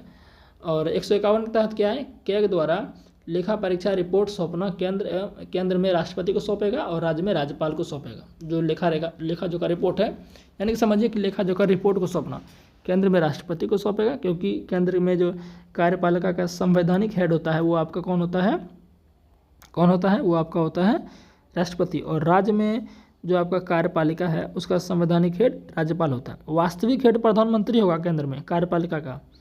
राष्ट्रपति तो सिर्फ एक तरह से संवैधानिक है, लेकिन सारा पावर तो प्रधानमंत्री के पास है, सिर्फ राष्ट्रपति से सलाह लेता है, समझ गए। अगर आपको पूछ दे कभी कभी कार्यपालिका का केंद्र में कार्यपालिका का संवैधानिक प्रमुख कौन होता है, यानी कि संविधान के नियम के अनुसार तो राष्ट्रपति है, लेकिन वास्तविक हेड कौन होता है कार्यपालिका का, वो तो आपको पता ही है कौन होता है, प्रधानमंत्री होता है। समझ गए ना बात को, क्योंकि भाई उसी के साथ उसी के अनुसार देश चलता है, जैसे जैसे वो चीज़ें करेगा। राष्ट्रपति से तो सिर्फ वो सलाह लेता है, कुछ भी नया करेगा तो राष्ट्रपति से सलाह लेगा, समझ गए ना, और राष्ट्रपति को सलाह तुरंत दे देंगे, ठीक है। तो ये आपको बता दिया मैंने। अब बात करते हैं अनुच्छेद, यानी कि राज्य की कार्यपालिका। संघ की कार्यपालिका हमने देखा 52 से 78 तक संघ की कार्यपालिका। अब देखते हैं राज्य की कार्यपालिका। उपराष्ट्रपति वाला भी देखेंगे, उसको हमने लिखा है बाद में, तो चिंता ना करें, वो भी अनुच्छेद में बताऊंगा। राज्य की कार्यपालिका 152 से 167 तक है। राज्य की कार्यपालिका 152 से 167 तक है, तो देखते हैं। और ये भाग 6 का पार्ट है। भाग 6 में क्या क्या आता है, 152 से 237 अनुच्छेद आता है। तो अगर पूछ दे कि राज्य की कार्यपालिका किस अनुच्छेद किस भाग में आती है, तो भाग 6 में आती है, क्योंकि भाग 6 में आता ही राज्य है। भाग 5 में केंद्र या संघ आता है, और भाग 6 में राज्य आता है, मैंने पहले बता दिया था। तो पहले देखते हैं 153 क्या है, राज्यपाल का पद। 153 क्या है, राज्यपाल का पद। 154 क्या है, जिस तरह से मैंने बताया था कि 52 में क्या है मेरे भाई, राष्ट्रपति का पद है, और उसके जस्ट एक आर्टिकल बाद क्या था कि केंद्र में कार्यपालिका की शक्ति राष्ट्रपति में निहित होगी। तो इसमें भी सेम एक आर्टिकल के बाद 153 में राज्यपाल का पद हो गया, तो एक आर्टिकल के बाद क्या होगा साथियों कि जो राज्यपाल है, राज्यपाल क्या होंगे, राज्य की कार्यपालिका का शक्ति जो है वो राज्यपाल के पास होगा, समझ गए ना। यानी कि मैंने बताया ना, केंद्र की कार्यपालिका का संवैधानिक हेड राष्ट्रपति, तो शक्ति भी उसी के पास होगी। और राज्य की कार्यपालिका में संवैधानिक हेड राज्यपाल, तो शक्ति भी कार्यपालिका के राज्य में राज्यपाल के पास होगी। ठीक है ना, ध्यान रखिएगा। अब 55 में क्या है, इसकी नियुक्ति है। 55 में क्या है कि राज्यपाल की नियुक्ति है। 56 में क्या है, इसका कार्यकाल है, कितना साल तक ये रहेगा, 5 साल तक रहेगा। 57 में क्या है, इसकी योग्यता है। और 59 में क्या है, इसकी शपथ है। 59 में क्या है, शपथ का। और 61 में क्या है, क्षमादान की शक्ति है। 61 में क्या है, क्षमादान की शक्ति है। राष्ट्रपति के पास भी जो है, मैंने यहाँ पर नहीं दिखाया लग रहा है, 1 मिनट, यहाँ पर नहीं लिखा गया, क्या लिखा है यहाँ पर, देखिए मैं बताना भूल गया कि 61 में महाभियोग है, मतलब कि राष्ट्रपति को महाभियोग के माध्यम से हटा सकते हैं, जो कि अमेरिका के संविधान से लिए गए। और 72 में क्षमादान, मतलब क्षमादान का पावर है राष्ट्रपति के साथ, किसी को क्षमा कर देगा। ठीक है ना, तो राज्यपाल को भी क्षमा का क्या होता है, शक्ति प्राप्त है इसको भी। तो वही हमने यहाँ पर लिखा हुआ है। ठीक है, तो राज्यपाल को क्षमादान शक्ति किस अनुच्छेद के तहत है, 161 के तहत। और 159 में शपथ लेते हैं, 56 में कार्यकाल। 213 में क्या है, राज्यपाल द्वारा अध्यादेश, मैंने बताया ना, मैंने बताया था कि नहीं आपको, सॉरी मैंने 231 बता दिया था, तो 213 होगा ना, 213 होगा।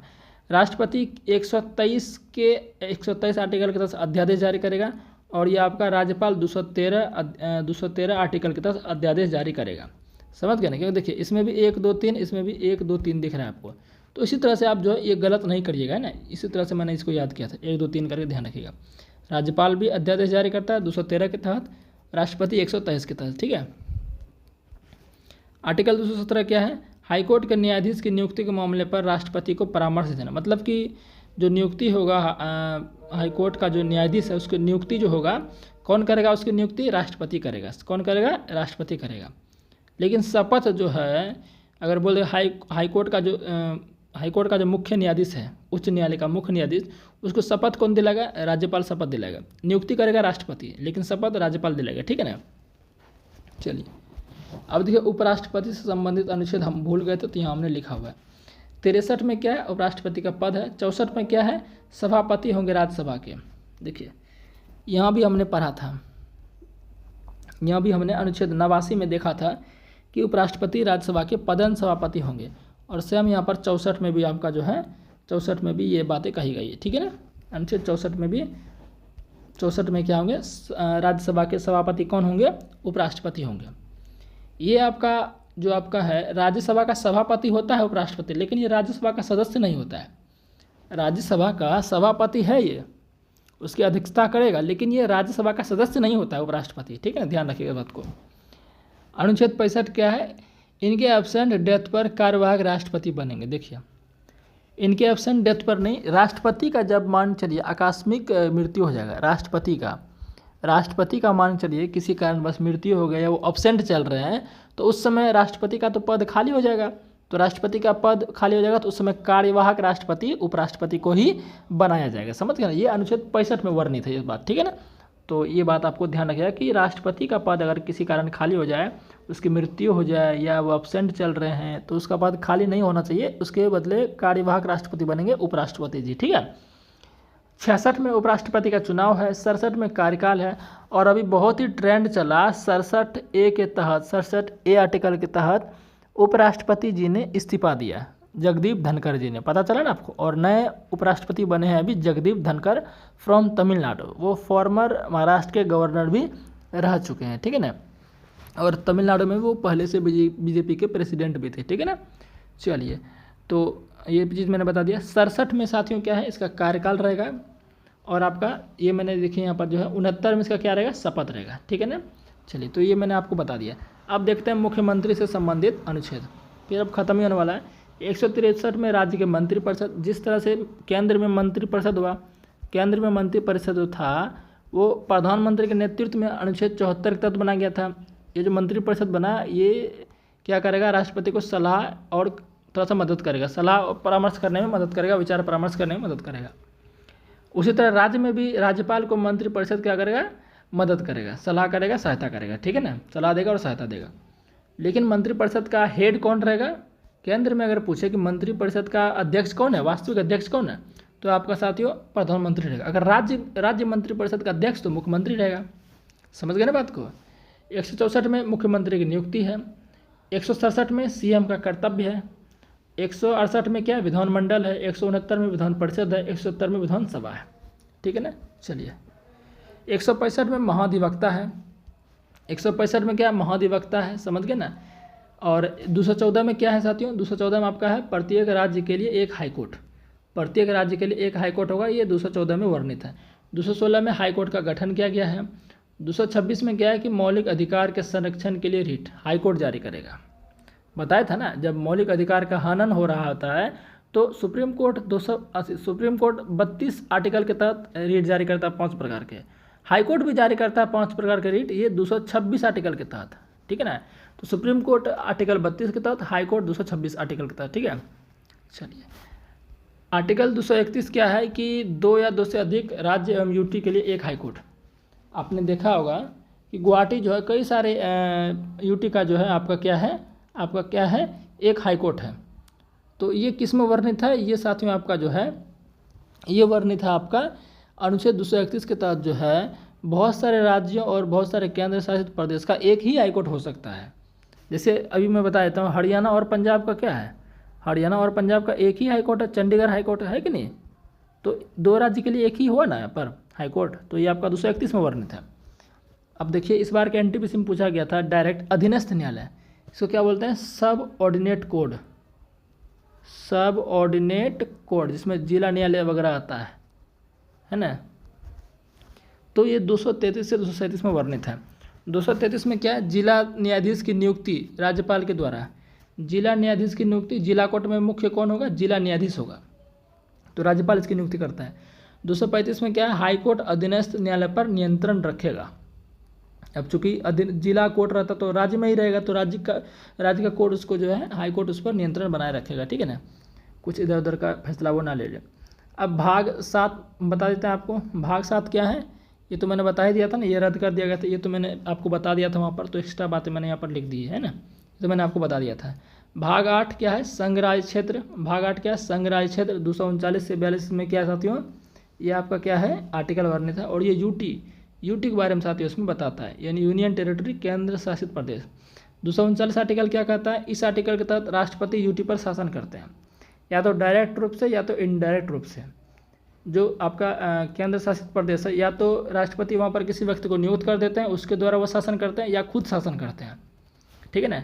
भाग 9 में पंचायती राज व्यवस्था को बताया गया है। ठीक है, भाग 9 में क्या बताया गया है, पंचायती राज व्यवस्था को। इसका अनुच्छेद क्या होता है, 243 से 243 ओ। आप इसमें सिर्फ ये ध्यान रख लो कि भाग 9 में क्या है, पंचायती राज व्यवस्था, मैंने बता दिया है। आर्टिकल इसमें 243 से 243 ओ तक, बाकी इसका पूरा आर्टिकल आपको याद करने की जरूरत नहीं है, इसमें ए बी सी डी सा उतना जरूरत नहीं है आपका। ठीक है।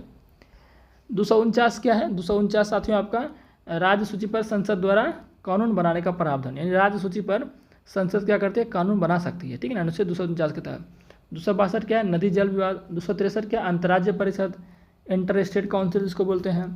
266 क्या है, संचित निधि। संचित निधि मतलब केंद्र सरकार का जो भी पैसा रहता है इसी में जमा रहता है, संचित निधि में। 267 आपातकालीन निधि। 280 क्या है, वित्त आयोग का गठन, यानी कि फाइनेंस कमीशन की स्थापना।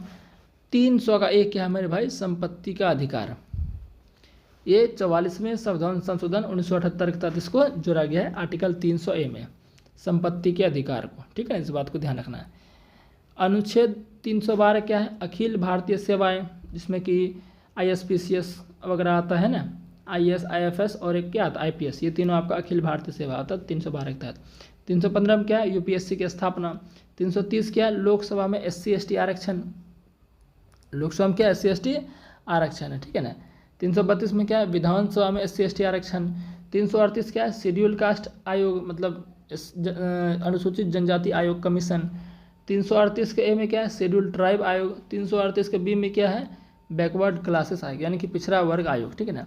तो ये जो भी इंपॉर्टेंट था मैंने आपको बता दिया, इससे ज़्यादा आपको पॉलिटी में नहीं करना है। इसका PDF मैं टेलीग्राम पर डाल दूंगा, वहाँ से इसको देख लेना। मिलते हैं साथियों नेक्स्ट क्लास में।